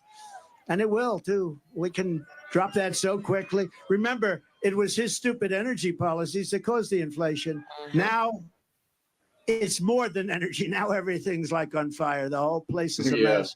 We will quickly return our nation to the path of prosperity, and we will bring our country back together through unparalleled success. Our country is going to be very successful, and people are going to come together. And I will tell you, a lot of people say, do you think you can ever get the sides together? And by the way, I have to say something. Our side is much bigger than their side. You see that? Much bigger. We're more quiet, much more quiet. But when we get going, we're much tougher, right? Oh, we're much tougher. But it is much bigger. But I saw it. We had the greatest economy in history. And I was getting calls from the other side. I call it the radical left. But left-leaning, to put it mildly, Democrats, can we get together? Because everybody had the best they've ever had. African-American jobs were the best in history. Asian American, the best in history. Hispanic, the best in history. Women, people with a diploma, people without a diploma, people that went to the great Wharton School of Finance, MIT, Harvard, they were doing better. And the people that didn't have a high school diploma were having the best. Everybody was better. There wasn't one group, not one, that went down. And it was bringing our country together. So it can happen. And when they ask, because I get that question a lot, do you think the sides can ever get together? And I went through the experience, and we can get together. And then we had COVID come in, and we had to fight that battle. And we did a great, I've been recognized as having created a great economy and great military, defeating ISIS and all the things. We rebuilt the entire military, created Space Force, all those things. We never got the credit, and we had no wars. Thank you, sir. That's very nice. This is where the left spazzes Remember out. Hillary Clinton used to point at me, he will create wars. No. They said his personality will create wars. I said, no, my personality is going to keep us out of wars. And I was right. It did. First president. That's right. Nobody wanted to fuck with that man. That didn't start a war. We had no wars. None of these stupid wars. Such a shame. When you see all the people that died in these horrible wars in the Middle East and everything else, countries didn't want us, dropping bombs all over the place, spent $9 trillion in the Middle East. We bombed the hell out of the place, then we leave. In the old days, to the victor belong the spoils. We don't do that. We bomb the hell out of everyone, then we come back home. It's so sick. It's so sick and so stupid. These people that led us are so stupid.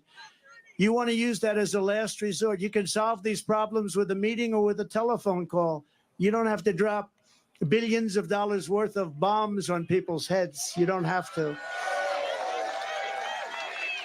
It's called peace through strength. It really is. And there's no reason for it. What they did in the Middle East is so incredible. They bombed the hell out of the place, and then they left. But to the victor belong the spoils. We didn't do that. Now, in Iraq years ago, I was a civilian, but I got a lot of publicity for whatever the hell reason. And I said, don't go into Iraq. Don't go into Iraq. Don't go into Iraq. But if you're going to go in, keep the oil. Well, they went in, and they didn't keep the oil. And Iraq now has $350 billion in cash from the oil. And Iran, by us destroying Iraq, the military of Iraq, for years they fought each other. And they were equal sizes, equal everything. They were equal military partners. And for 1,000 years under different names, they would fight, a religious thing. They'd fight. They'd go 5 feet left, 5 feet right, 5 feet left, 5 feet right. Somebody would say they have gas. Somebody would say they have nuclear. Then they'd rest for a few years and they'd fight again. But we blew the hell out of one side, Iraq. So now Iraq is a subsidiary. Oh, shit. The hell's happening? I didn't mess with these guys. Essentially of Iran. Congratulations for the geniuses that got us into that mess. because Iran essentially controls. And that was the other thing. When I was president, Iran was broke. They had no money. I said to China, if you buy, they bought a lot of oil. I said, if you buy anything, but if you buy oil from Iran, we are going to do something to you. What's that? You're not going to do any business in the United States. He said, well, that's the end of buying oil from Iran. Every country was told that Iran was broke. They had no money for Hamas. They had no money for Hezbollah. They had no money for anything. Then Biden comes in and he takes he takes all of the sanctions off. And they go out, and now Iran has $223 billion. Congratulations. And we're the only ones for 5 hostages. We just paid $6 billion. And for electricity for Iraq, we just paid $10 billion. And think of it, Iraq has billions of dollars that we're paying for their electricity.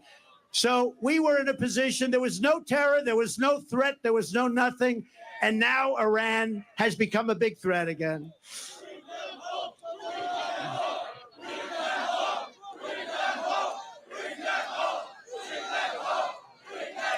And I tell you, I see a lot of flags from it, right out of Israel, right? That's right out of Israel.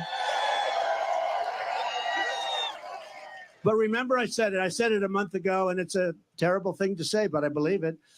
Many of the hostages that you're waiting for and everybody's waiting for, those hostages, many of them are dead. Many of them are dead.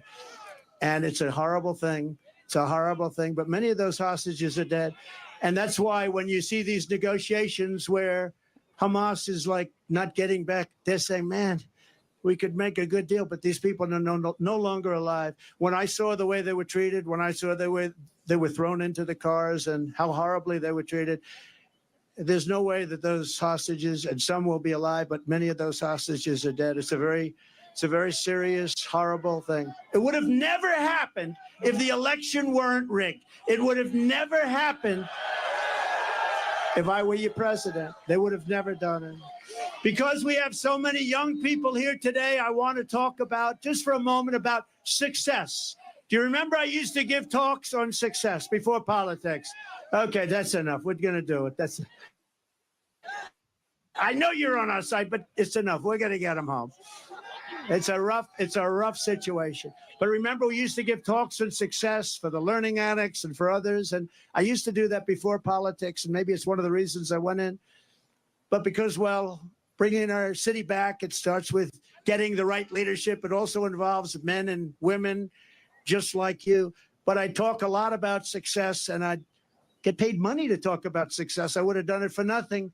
But then because of politics, and if you take a look, because of politics, I stopped doing that. But I think we're in the Bronx. We have young people that aspire to success.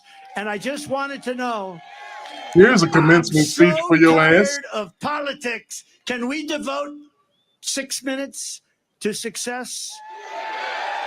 Okay. Commencement speech 101.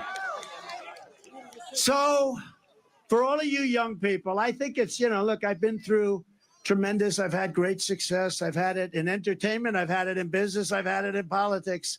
I ran for office. What office did you run for? President? How'd you do? I won. Actually, I won twice. We did much better the second time. So, we got millions more votes the second time. But it doesn't compare to this time. There is so much more. We had tremendous enthusiasm when I don't call her Crooked Hillary anymore. I call her Beautiful Hillary because I took crooked and used it for Joe. I don't like using it for two people. But we had tremendous enthusiasm in 2016. We had unbelievable more enthusiasm in 2020 because we did such a good job. In fact, one of the big problems in 2016 was the wall. It was the border. I fixed it so good that I couldn't talk about it in 2020. I kept saying to my people, I want to talk about the wall. I want to talk about the great job I did on immigration. I stopped people from coming in. They said, sir, nobody cares. You already fixed it. I said, this is a terrible thing. You fix it, you can't talk about it. But let's talk about, for the young people, just to listen for a couple of minutes, because we've been talking about politics so long, I'm OD'd. You know what that means? I'm OD'd on politics.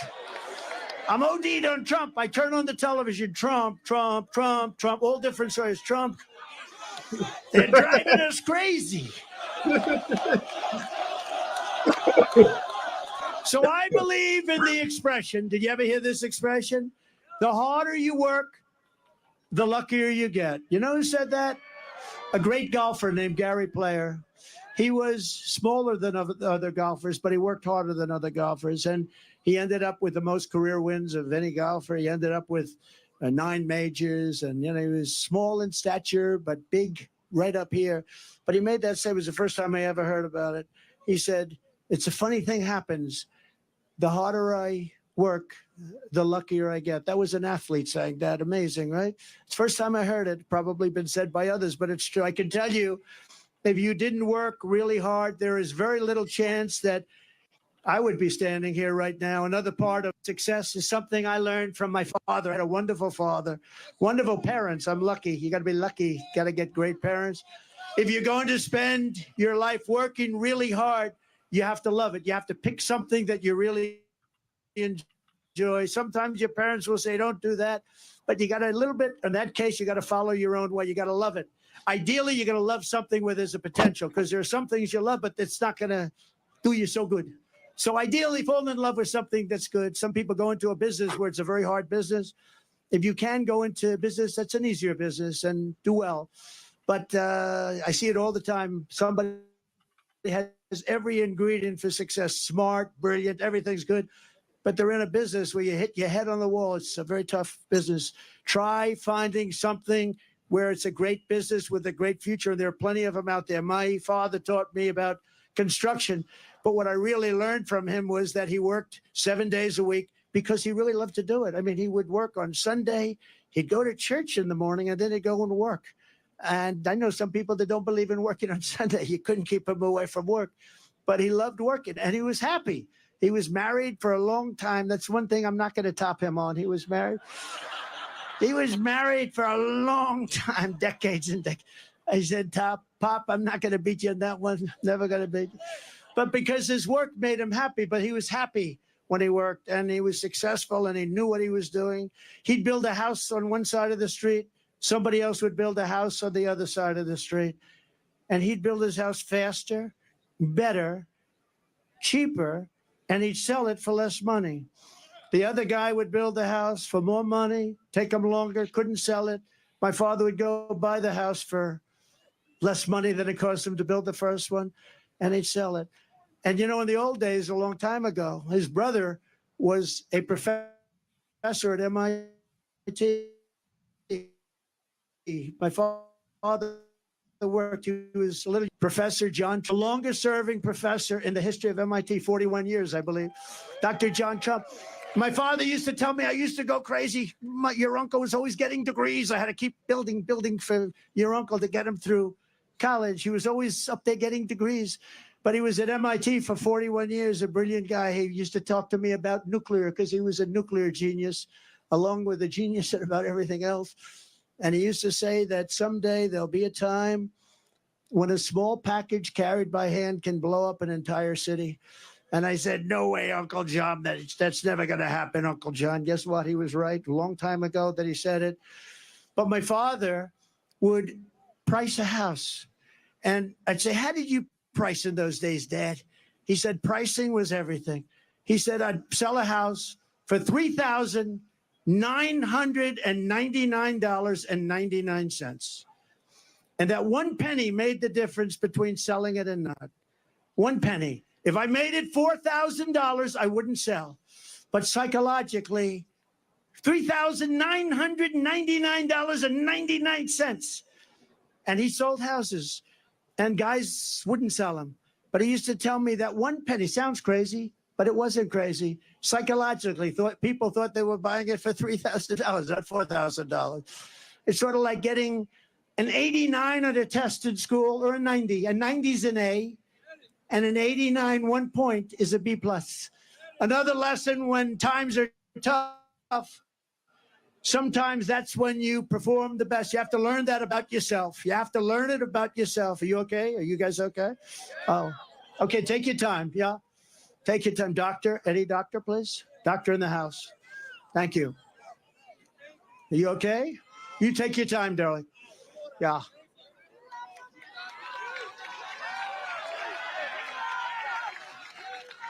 Yeah.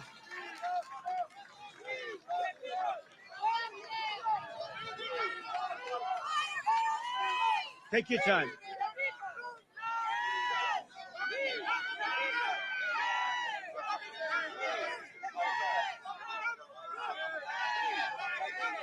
Wow, that's what you call a president that cares. Right.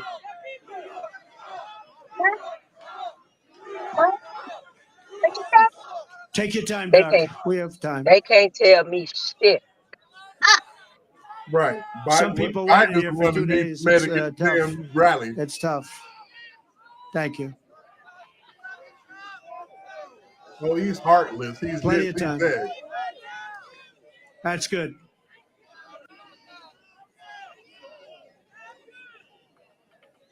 Water.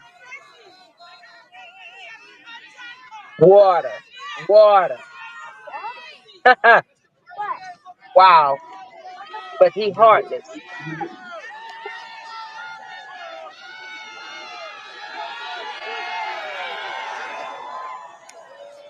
She all right? She okay?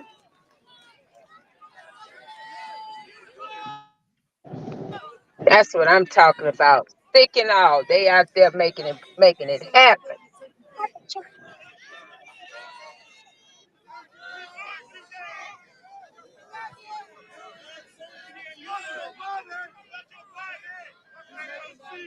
She doing all right? She doing okay? Thank you. Plenty of time.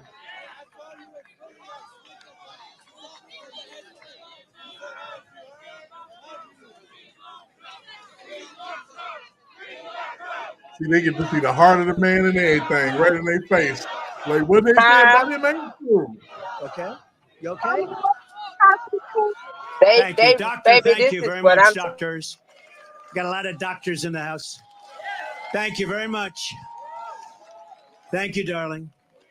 That's great. That's great. Great job. People do a fantastic job here. But it's hot, and it's been a long wait, right? Long wait.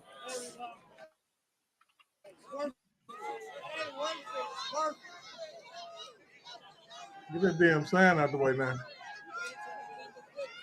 Thank you very much, doctor. Appreciate it. Thank you. I know she's going to be okay because she's so tough. Some of the greatest days of my business career were in the toughest times, but I enjoyed waking up every single morning and go to battle. A lot of people say to me today, the toughest business people, people that you know about, could I ask you a question? How do you do it? I say, do what? How do you get up in the morning and put your pants on? Where do you put the pants on? I'll explain it to you someday. How do you do it? Do it. How can you want to do with what you do? They're after you. They're after you. These horrible human beings are after you all the time. Impeachment hoax number one, impeachment hoax number two, lawsuits all up. And they're doing it to injure the political opponent of an incompetent candidate because he can't run fairly and squarely. And I say, you know what I do? I just do it. I put on the blinders. I say, I just do it. We do it. And the other question they ask me is, will it happen again? And we have to make it too big to rig. We got a lot of great people watching. We have to make it too big to rig. But one of the things you need in success is momentum. You need momentum. You got to have, and when you have that momentum going, there's nothing that can stop you. And I tell the story of Bill Levitt. Bill Levitt was a great real estate man, great Levitt towns all over the country. One of the most successful real estate people at a certain age ever. And he built these massive towns that were, you know, there was nothing like him at the time, and very successful. And he was offered a lot of money to sell to a big public company, and he decided to take it. He was a young man. He was in his 40s, and he said, darling, I'm going to take it. Told his wife, I want to take the money. And for 20 years, he went out, he bought a yacht. He lived a beautiful life. He lived in the south of France. But he got bored. And 21, 22 years later, he said, I want to make a comeback. I can't stand this life anymore. I want to make a comeback. And he went to the company that he sold to, a big public company that did very poorly. They had no idea what they were doing. You know, he used to, by the way, he used to pick up every nail every piece of wood, he used to sell the sawdust, everything. He would say every penny was a major event. And now you had this big public company. They didn't know what the hell they were doing. So he went back and he made him an offer they didn't want to sell, and he paid a little more. And he ended up buying it for an okay price. And he was so happy. He said, now I can go back to work. And he went back, and everything he touched turned bad. The market turned on him. The jobs turned on him. He was no longer able to get zoning. He was spending a fortune. He had just purchased it for a lot of money. And he ended up going bankrupt. He was bankrupt. And I was young when I met him. And I was at the party of a very big person, big public company person. And Bill Levitt was there. And I was in the real estate business, so I knew who he was. And you probably indirectly know who. And everybody was shunning him a little bit. Nobody cared about him anymore. But I did. And I went over to him and I say, hi, Mr. Levitt, I'm Donald Trump. I know it. I was doing great. I was sort of like a hot guy. I was hot as a pistol. I think I was hotter than I am now, and I became president, okay? I don't know. I said to somebody, was I hotter before or hotter now? I don't know. Who the hell knows? Who the hell knows? Who the hell cares, right? But he knew who I was. And I went up, I said, so are you okay? And he said, I'm not really okay. I made a mistake that I'll never forget. And he was, by this time, a pretty old guy. And he was sitting in the corner of this magnificent Fifth Avenue apartment where there were 25 very successful people. But I wanted to talk to him. I wanted to find out what happened because he lost everything. Everybody knew it. It's very public. And I said, what happened exactly? What happened? He said, son, I lost my momentum. I had something going that couldn't be stopped. And I should have just stayed. I lost my momentum. And I've never forgotten the term. If you lose your momentum, you got to figure it out. But Bill Levitt lost his momentum and he died penniless. And he was the biggest real estate person on the planet. And I've never forgotten that story. It was a sad story. He was a good man, too. I thought he was a good man, but did an unbelievable job. Today, you have Levittowns all over the country, and pretty amazing. But you have to always keep moving forward. And when it's your time, you have to know it's your time. And I said to myself, in terms of politics, I said, you know what? We did so well in number one. We did even better in number two. I said, we got to do it again because we have to do it. He told that speech to somebody else too, Derek. And I'm not doing it for myself. I'm doing it to make America great again. You know, if I didn't think we easily won, I would never do this. Because you know what? In many ways, it's easier. You have a winner, you have a loser. It's okay. I won once. It was a big upset, I guess. I don't know why it was an upset. Because I'd go and I'd have 50,000 people at a rally. She'd go and have 200 people. And then they say, why did I win Michigan? Why did I win Pennsylvania? Why did I win all these states? We went to one of those. That a Republican hadn't won in many years. Why? And by the way, we're up in Pennsylvania. We're up in Michigan. We're up in New Hampshire today. We're up in Florida at numbers that you wouldn't even believe. But I also think it's very important to know what you want. You have to set your sights high, set your sights so high, higher than you ever thought possible, and make your goals big and go after it. That's why I say we won't just make New York a little better. I say we want to make New York a lot better, better than it ever was before, right? And finally, you have to take pride in your accomplishments. Do not take for granted what you've achieved. Forget it. It's over. It's good for your confidence, but it's over. Go forward. Think to the future, not to the past, but learn from the past. Hey. You know, wherever I go, I know that if I could build a skyscraper in Manhattan, I could do anything. It's very tough. Building a 68-story building on Fifth Avenue is hard. With all you have to deal with, I mean, you have unions, you have legal entanglements, property rights, zoning. You're dealing with the smartest and toughest contractors in the world. These are killers. Many of you are here today. Thank you very much. But by comparison, talking to world leaders, I believe, is easier. And I've done them both. Talking to a world leader, if you're smart, you know, you have the United States behind you. Now, the country's not the same, but it'll be better and stronger and bigger in a very short period of time.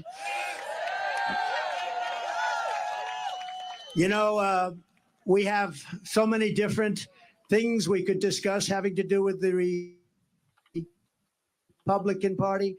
But the biggest thing I think, and I really mean this, and it's happening more and more, and I see it all the time, because really you have to be the party of common sense as opposed to the Democrat Party.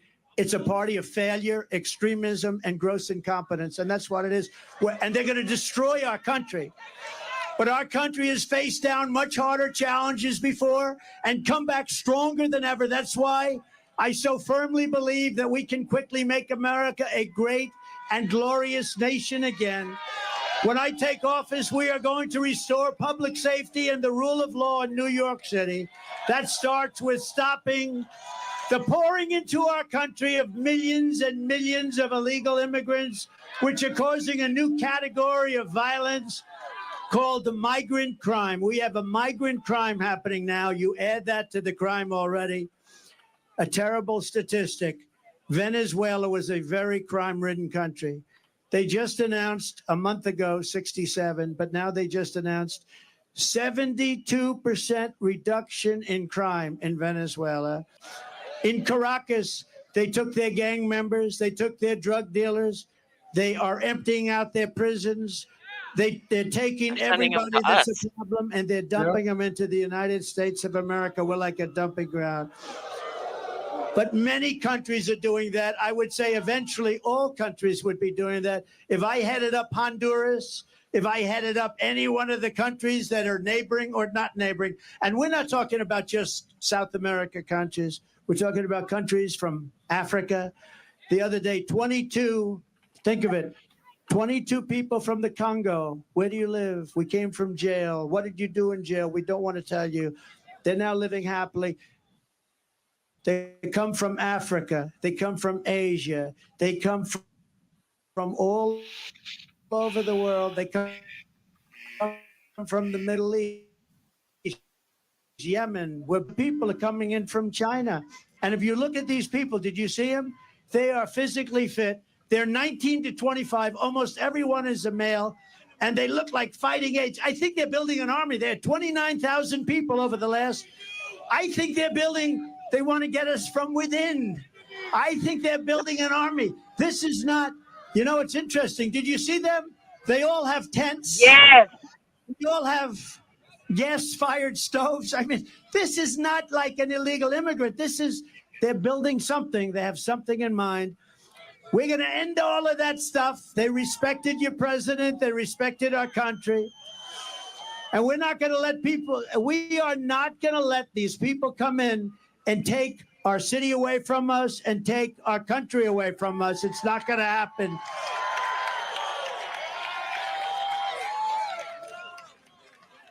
Now, who would let people, seriously, who would let people come from prisons and jails, from mental institutions? They cannot stay. We will immediately begin the largest criminal deportation operation in our country's history because this situation is sustainable by no country. No country can sustain this.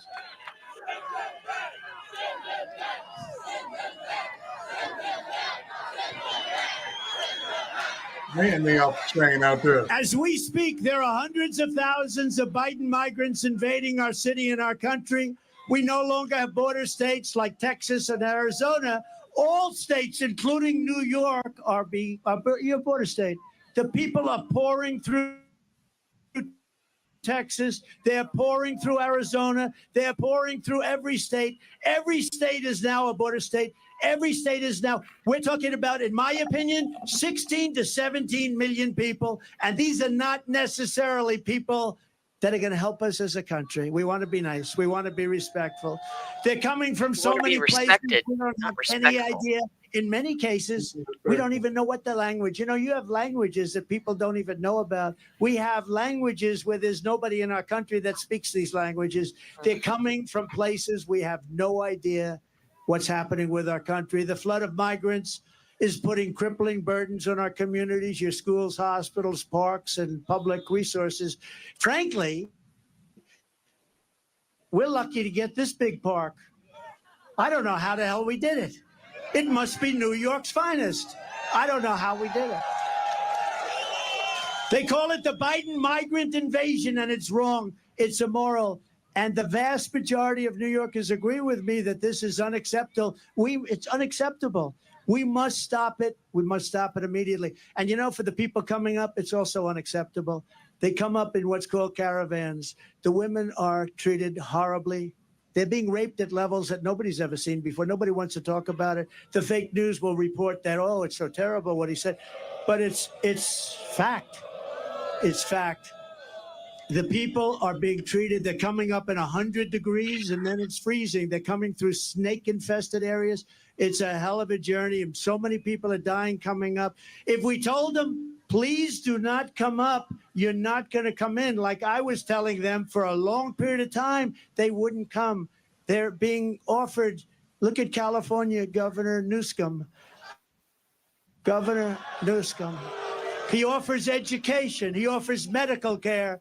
He offers pensions. He offers everything. He'll even give them an electric car because they're all over the place. How about the electric mandate? You like the all-electric mandate? Not too much. Huh? Does anybody like a car that doesn't go very far? Costs a lot. In Brooklyn, American students at James Madison High School were recently told they had to stay at home from school so their classrooms could be turned into housing for thousands of migrants. Very simply, Joe Biden puts illegal aliens first. I put America first. I put America first.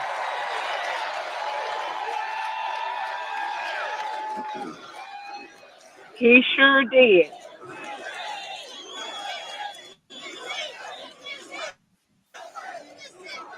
Would anybody, now this is up to you, has anybody heard the snake? Would anybody like to hear the snake? Because we can stay here all night, I don't care. Would you like to hear the snake? So it's a metaphor, it's an old song and it was redone. It didn't have anything to do with snakes or people or illegal immigration, but this has to do with illegal immigration. And I think it's very accurate, actually, and it's very sad. But I'll go and we'll do it, and some of you have heard it, and many of you haven't. But we're going to do it right now for the great people of the Bronx and elsewhere. We love the Bronx. We love the Bronx. Are you ready? On her work, and you know what? You know what this is all about, right? Did you know? You've heard this before? Have you heard it? We got the greatest people here. On her way to work one morning, down the path along the lake, a tender-hearted woman saw a poor half-frozen snake. His pretty colored skin had been all frosted with the dew. Poor thing, he said, I'll take you in, and I'll take care of you. Take me in, oh tender woman, take me in for heaven's sake. Take me in, oh tender woman, sighed the vicious snake. She wrapped him up all cozy in a comforter of silk and laid him by the fireside with some honey and some milk. She hurried home from work that night, and soon as she arrived, she found the pretty snake she'd taken in had been revived.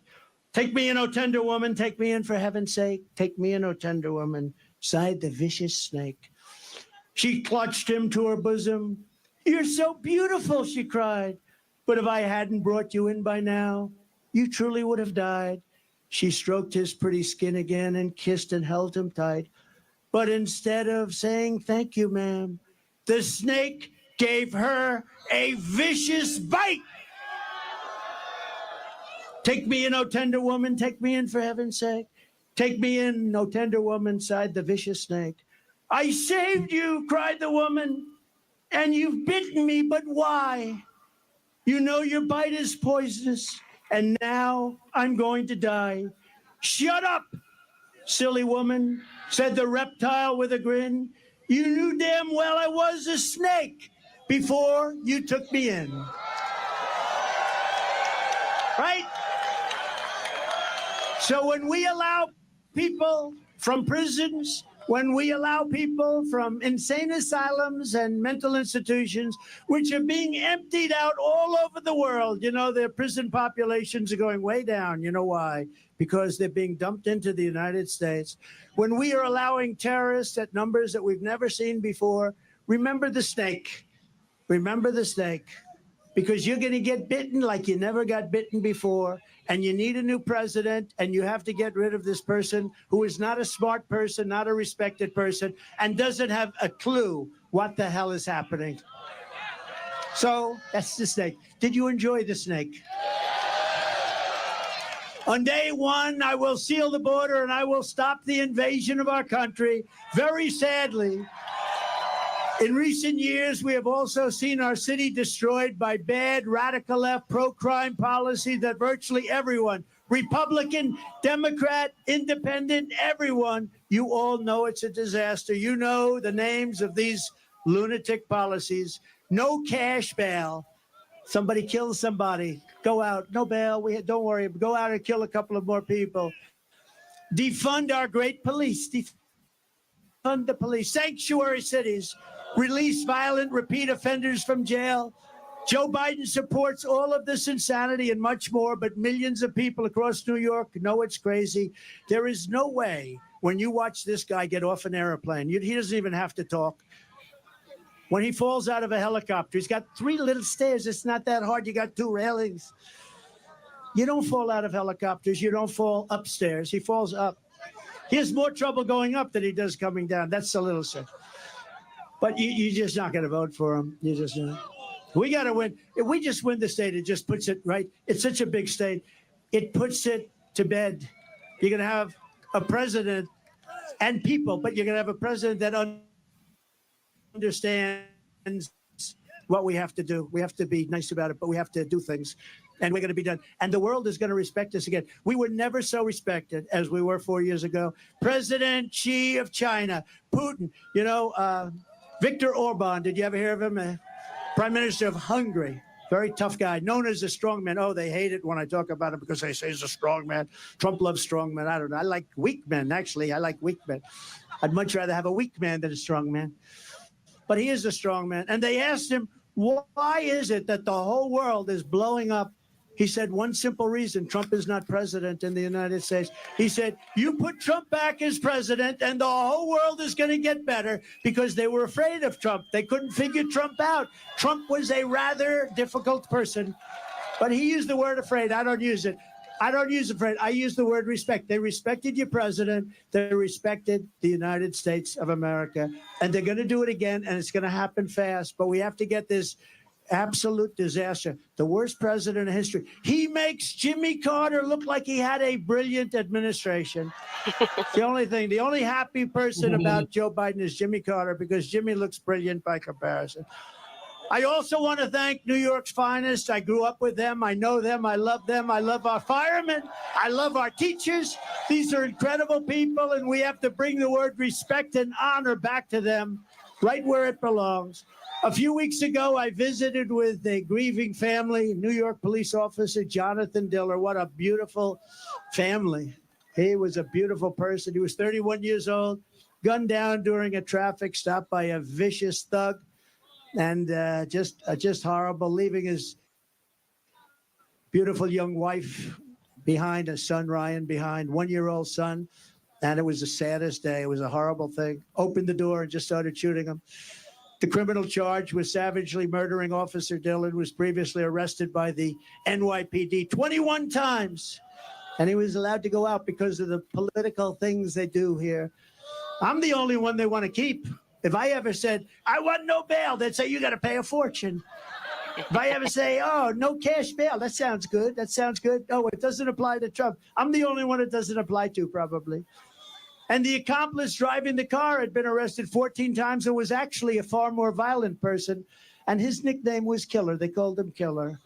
These dangerous and violent repeat offenders should never have been on our streets. Jonathan should be alive today, but they were released again and again and again. I will not sit by and accept this reckless insanity when I am in the White House. I will stand up to the Marxist DAs and Soros prosecutors, and we will tell them no more. We're not going to stand for it. We will not let them destroy our communities. We will not let them destroy our country. There's a 53% increase in felony assaults on your subways. 53%. That's in a short period of time.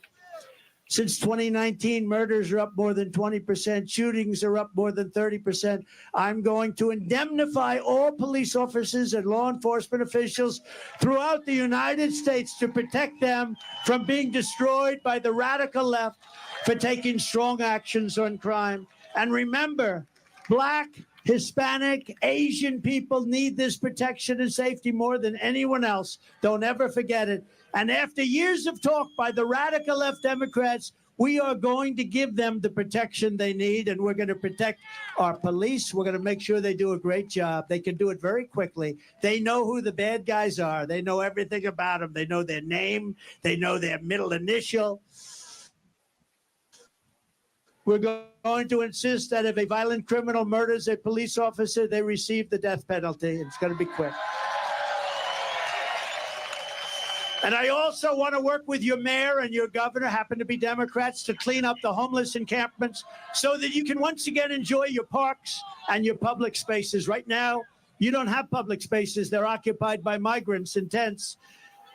Pleasures as simple as a walk in the park or watching your children again play in a Little League game will come roaring back, and they're going to come back very quickly. Your lifestyle and the American dream will be with you once again, and we're going to bring it back, the American dream.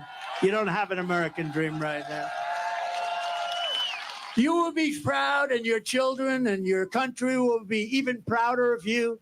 Years ago, people with severe mental illness were in mental institutions, and then a certain governor, I won't mention the name because at this point, what difference? They dumped all of them into the streets because they said those institutions were too expensive to run. So now they live on our streets, and that's what we have. This is no good for anybody. It's bad for the people who need help, and it's bad for the people of our city, and it's a horrible, horrible way to live. I want to work in partnership with your local leaders, Democrats, pretty much all, and move the severely mentally ill off your streets and back to a place where they can get help and the help that they desperately need. I want to recognize, by the way, a few very special people. You have some really great people here, and I'm sorry I can't mention, we have congressmen all over the place, but I just can't mention you today. You're never going to speak to me, but would anybody like to hear these congressmen's names? But I do have to mention a few people. We're truly honored to be joined by a man who is a Democrat and a former member of the New York City Council, and he's been a friend of mine, and he helped me very much with the Ferry Point project and getting it working and did a really good job. Ruben Diaz Sr. Come on up, Ruben. Good.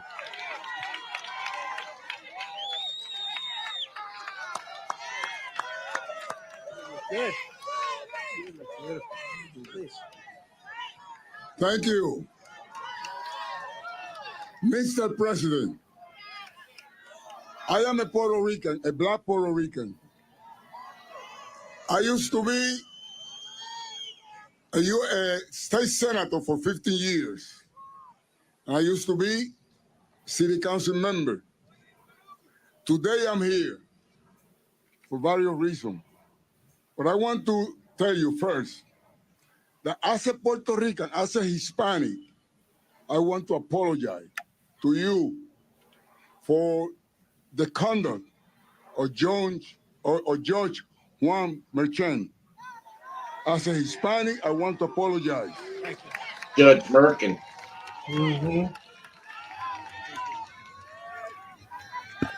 Usually are when they come here legally. He has been used to destroy you. But we know better than that. We know better than that. As a minister, president of the New York Hispanic Clergy Organization, I want to tell AOC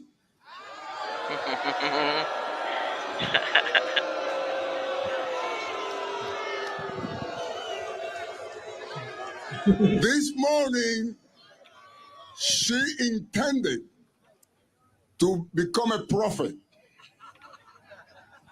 And she said, even God doesn't want Trump in the Bronx because it's going to rain.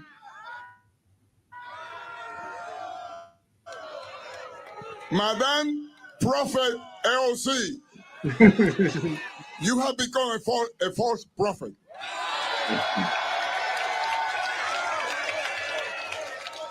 Look at what a beautiful day. That Welcome means to that Fantasy not Island. only you guys want Trump in the Bronx, because if we're gonna measure that for the weather, then I would say humbly that even God wants you in the Bronx.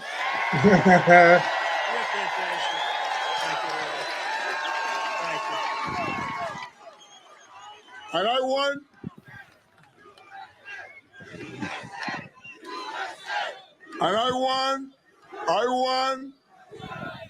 to close by saying, Mr. President, I want to join you in having the Bronx great again. Please accept this Democrat, this black Puerto Rican with a kinky hair and a broken English. Please accept my endorsement for you as a president. Thank you very much. All right. Took a while to get there, but we got there. Beautiful job. Thank you.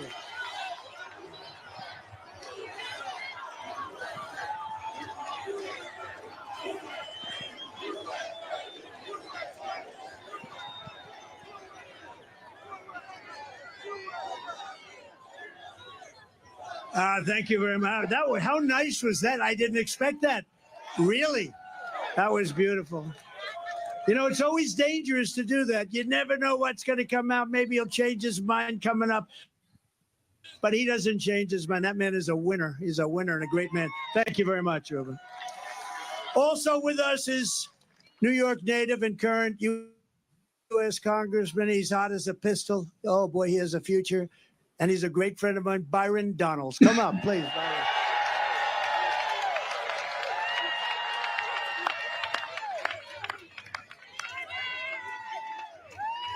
Give him help.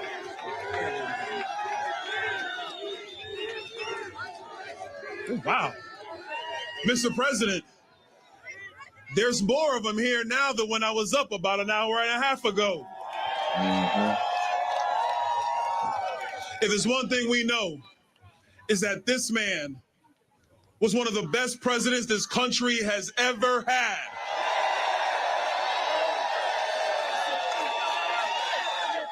And if there's another thing that we know, is that all of you are going to make him the 47th president of the United States.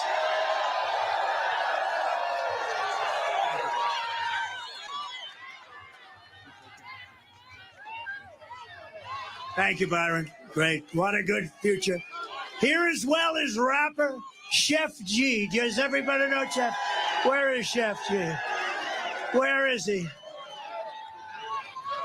Come on up, fellas. Rapper Sleepy Hollow. Come on up here, fellas. How are you, man? Hey. Oh, I like that. I want to get that done. President Trump. Oh, man. One thing I want to say. One thing I want to say. They always gonna whisper your accomplishments and shout your failures. Trump gonna shout the wins for all of us.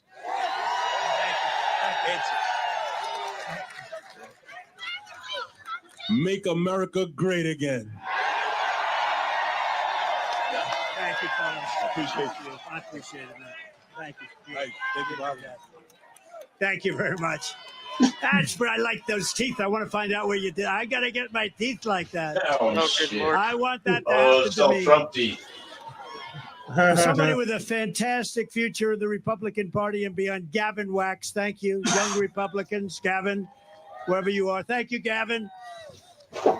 Adam Solis of New York, Young Republicans, who's been fantastic. Thank you. Thank you very much. Thank you. Good job you're doing. Madeline Brame of Blexit. Thank you, Madeline. Thank you very much. Somebody that's a real star in politics and done an incredible job and so popular in Nassau County. The county executive, Nassau County, Bruce Blakeman. Come up, Bruce, for a second. Come up, Bruce. Where is Bruce? We got to get Bruce. Where is he? That's a long way to come up the hill with Bruce, right?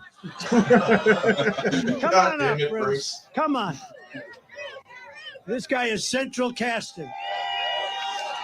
If I'm doing a movie on a politician, this is the guy I have playing. Come on. That's great. Thank you very much, Mr. President. Both my parents were World War II veterans. Not many people can say about that. They would be shocked and appalled by what's going on in this foreign invasion from our southern border. Nassau County is not a sanctuary county. And when Donald Trump gets reelected, this will not be a sanctuary country. God bless America.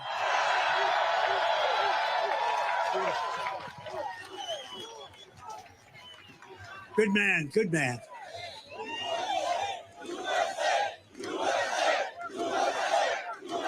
Thank you very much. National Committeeman and Chairman Joe Cairo. Joe, thank you. Thank you. Thank you, Joe. And Andrew, thank you very much for being our star of the future. I heard you made a good speech. Thank you very much. Thank you all. Thank you, everybody. We have so many people out there, but we're going to finish this up. This has been, I didn't know. I woke up, I said, I wonder, will it be hostile or will it be friendly? It was beyond friendly. It was a love fest. From the very first day that we take back the White House, I believe we are going to have the 4 greatest years in the history of our country. We're going to restore peace through strength. We're going to keep radical Islamic terrorists out of our country. We're going to protect our great seniors, and I will never let anyone touch your Medicare or your Social Security. Under the Democrat program, they will be gone. We are going to restore free speech in America. We are going to fight for your right to school choice, something you all want. And I will not allow schools to impose COVID vaccine mandates or mask mandates. We are going to get far left Marxist lunacy out of our children's classrooms. We're going to keep men out of women's sports. Yes. And we will once and for all secure our elections. But all of this, saving New York and saving America, starts with telling crooked Joe Biden, the worst president in history, you're fired, like the apprentice. You're fired. Get out. You were terrible. You're destroying our country, Joe. Get out. If you want to help, you must vote. I believe that we can win New York State. We have levels of support that nobody's seen before. I mean, look at this. So register, volunteer, turn out everyone you know. Don't assume it doesn't matter just because you live in a blue city. You live in a blue city, but it's going red very, very quickly. We must work together as a team to win. New York has always been the home of proud patriots like you. You are proud patriots. You love this. You love this city. You love this state, and you love our country. New York was the city loved by Teddy Roosevelt, Norman Rockwell, the great Flo Ziegfeld, General Douglas MacArthur, George Gershwin, Frank Sinatra, and in baseball alone, Babe Ruth, Lou Gehrig, Joe DiMaggio, Jackie Robinson, and many, many others. It's a city where workers and skilled craftsmen strode across steel beams 80 stories high to build the great Empire State Building and the Chrysler Building and all of the others. It's the city that lit up the shining lights of Broadway, that turned Times Square from a seedy, dirty, long-forgotten area into one of the greatest crossroads of light and glamour anywhere in the world. It's a city that produced generations of everyday American heroes who willingly spilled their blood and gave everything they had to make America into the greatest nation in the history of the world. Above all, this is the place that every one of us here today has been proud to call our home, our town, our city. And we are the ones who are going to make our city great again. It was hardworking patriots like you who built this city, and it is hardworking patriots, and this is something you can say it, and you can say it 1,000,000 times, and you can emblazon it. It's hardworking patriots like you who are going to save our country. You are going to save our country. We're going to get out and vote like never before.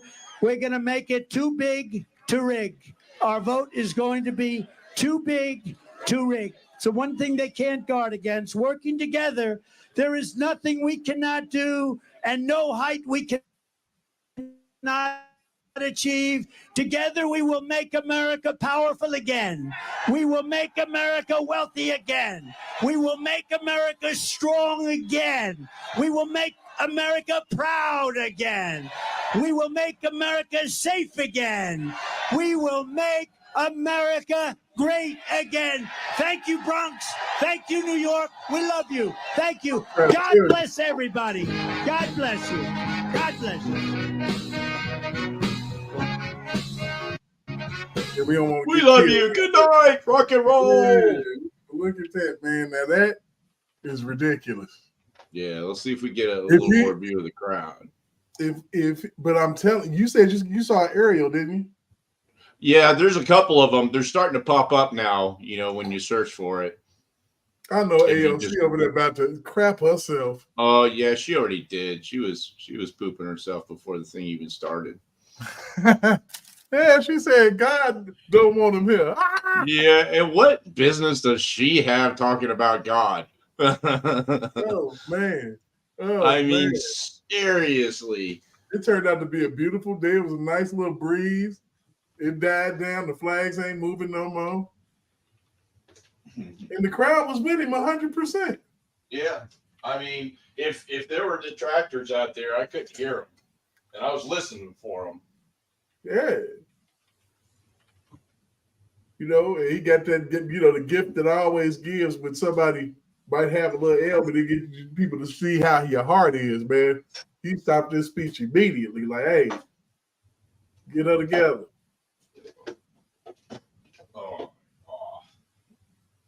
All those people, all of those people gravitated there, man. That's like people was compelled to go. Oh, yeah. Baby, them people was excited. They was ready for change.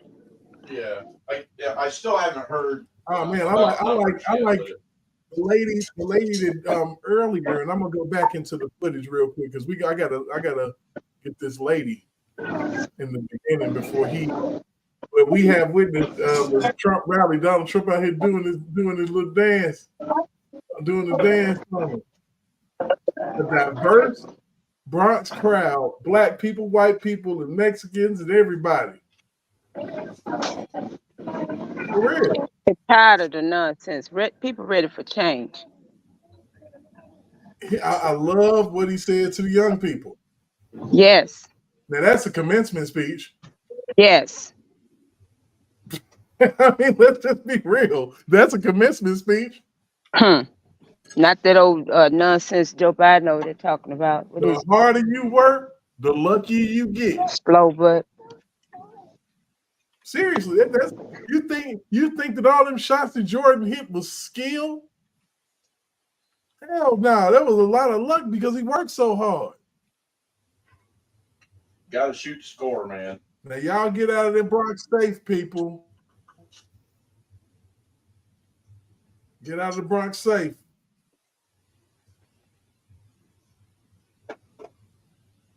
Yep, they had a real rally out there, AOC. You couldn't pull it off, Sugar. Man, I went back and looked at, like the last couple of her town hall meetings. Square Garden. Just MSG empty rooms with like 5 people in the whole thing. The rally. Obviously, that's been something that's been in the works. Yeah, look at all those people back there. What a way to stick it to them, though. But look at what a way to stick it to him. You try to entrap me and lock me up in this city, and guess what?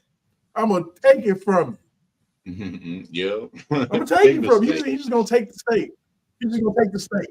I mean, he's just gonna take the damn state. I mean, if this don't tell you nothing, those regular American people right there, you know what I'm saying? Black, white, Mexicans, a love fest. It ain't no partisanship. It ain't, you know what I'm saying? There's Democrats out there like, man, I'm tired. I don't know. Hey, seriously. Rowan Flynn, welcome yourself into my panel. How you doing? You got to talk to me. You said a couple things. You got to talk to me. How you doing? I'm doing fine. I have thoroughly enjoyed myself. I've been waiting on this shit all day.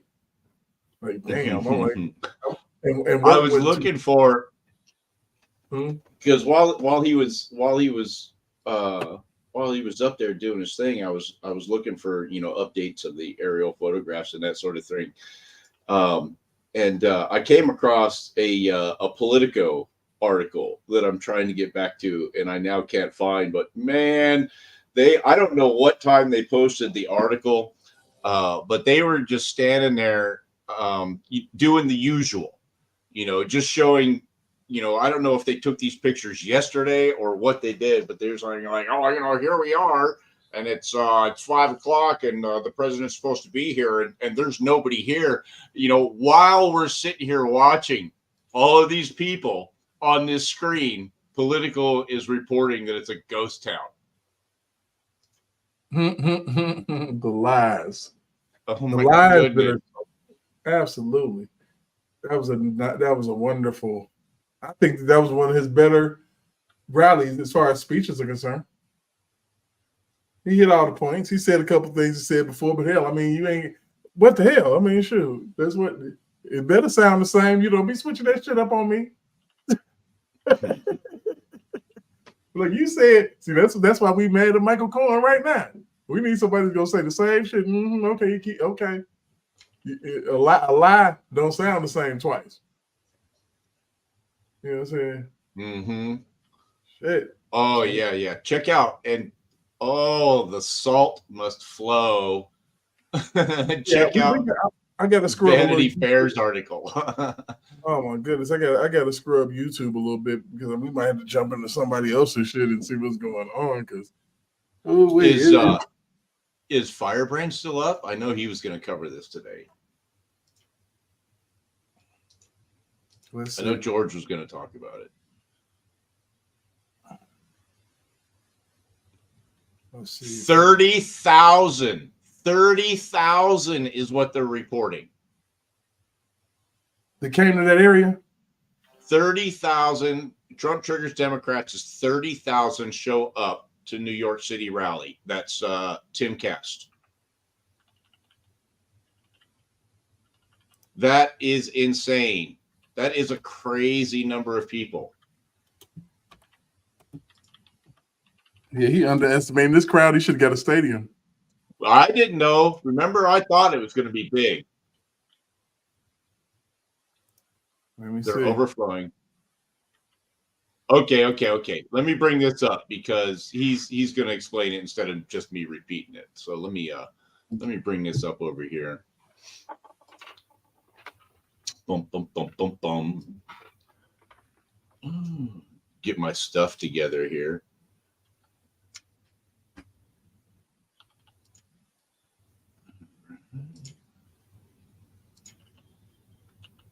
All right. We'll just watch a minute of this.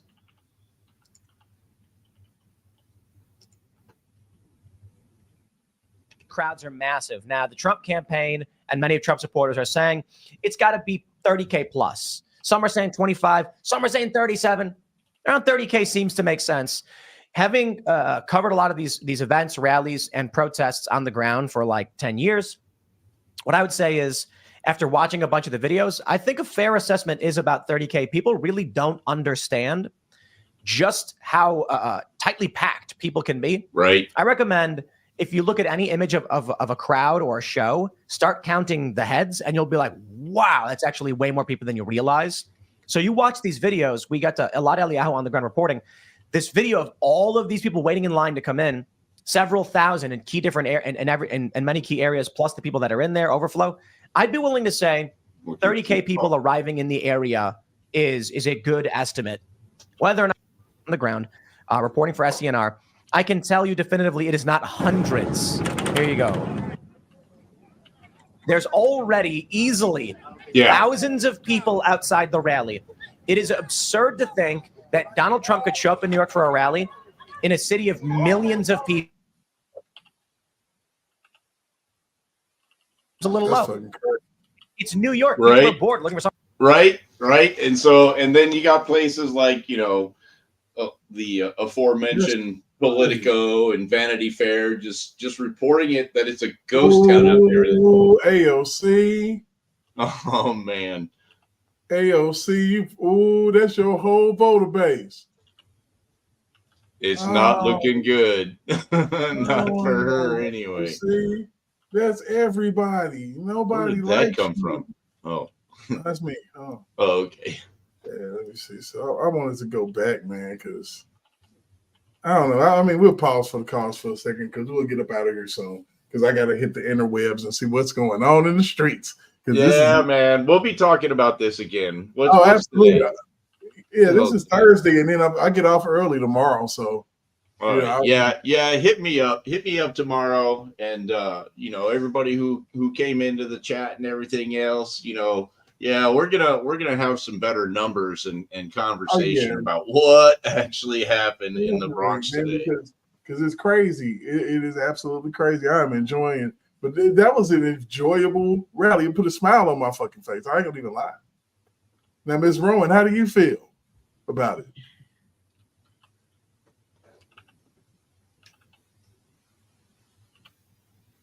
Hello? I think we got her. We got her off guard. We must have got her off guard. She said, I'm gone. Don't leave the stage. Nah, I'm just like, nope. Don't hit me with that evil Ricky Bobby. I'll bring you back to the stage. What you say? Hey, hello. Are you there? No, I think it's out. Oh. No, man, that's intentional. No, that was me. Oh yeah? Yeah. Oh, she's snoring. No, I can hear the keyboard. So she's not even like with us at the moment. Oh, okay. You know what I mean? Yeah, all right. I mean it, man. I mean it. Let me go ahead and let my boy Mountie in real quick before we cut out of here. We ain't gonna be too long. We're gonna keep it all the way smooth. I see him out here. You know what? But that was a beautiful, very diverse. Now that's how you hit them with the switch up. They can't even handle no shit like this. Man, Trump will kill them. Yeah. Yep. Yeah, and I know I'm looking forward to actually listening tonight. Where's your night out? What you talking about it? Oh, Whoopi Goldberg, sheesh! What you got to say about that? What you gonna do? Dog out every black person that went out there and call them stupid and shit? Is that what you're gonna do? I hope you think about that. They're gonna be feeling about you like I feel about you. Mm-hmm. She said, "What?" That's why Mr. was. Yeah, you need to be quiet like Miss Seeley was. Because right now, I hate to say it, Whoopi, but you need your ass beat. She needs to find another line of work, really. Mm-hmm. My goodness, man, that's crazy. All right, man, I am out for the night. All right, so I want to thank everybody who came in, man. The bunch of people that were in on Rumble, man. I appreciate that. It was up in the high 30s, and I appreciate that. And everybody who came over on X and YouTube tonight to check this out, man. I wanted y'all to see something special, and I think we did. So you all have a great night, and we are going to go ahead and get up out of here. I'll hit you with the theme song on the end because I did a short version at the beginning, but we're going to roll out. I will talk to y'all. Ooh, man, it was the holiday. See you when I see you. Peace. Night, everybody. How long before we start up the movement? How long we gon' keep letting them do us? How long before we start up the movement? How long we gon' keep letting them do us? How long before we say fuck this piece shit and grab them clappers? How long before we lose our voices shouting Black Lives Matter? How long we gon' keep letting them disrespect our president? How long we gon' keep letting them terrorize our residents? I'm sick of this shit, it's word to Bernie Mac. How long before we police ourselves, take our own streets back? How long for Uncle Tom here and hate on this shit? How long before they take a shot at me for making this shit? How long I gotta wait for justice for Josiah Shaw? How long we gotta fake it till we can take it and whack 'em all? How long we not gonna make these youngers pull their pants up? How long we gonna keep letting them shoot us down with our hands up? How long we gonna keep killing our own and making these streets hot? How long will what I say to you stay with you when the beat stop? How long's your attention span? How long you watch the news? You ain't down to shake shit up with the rebels for the cause? I ain't talking to you.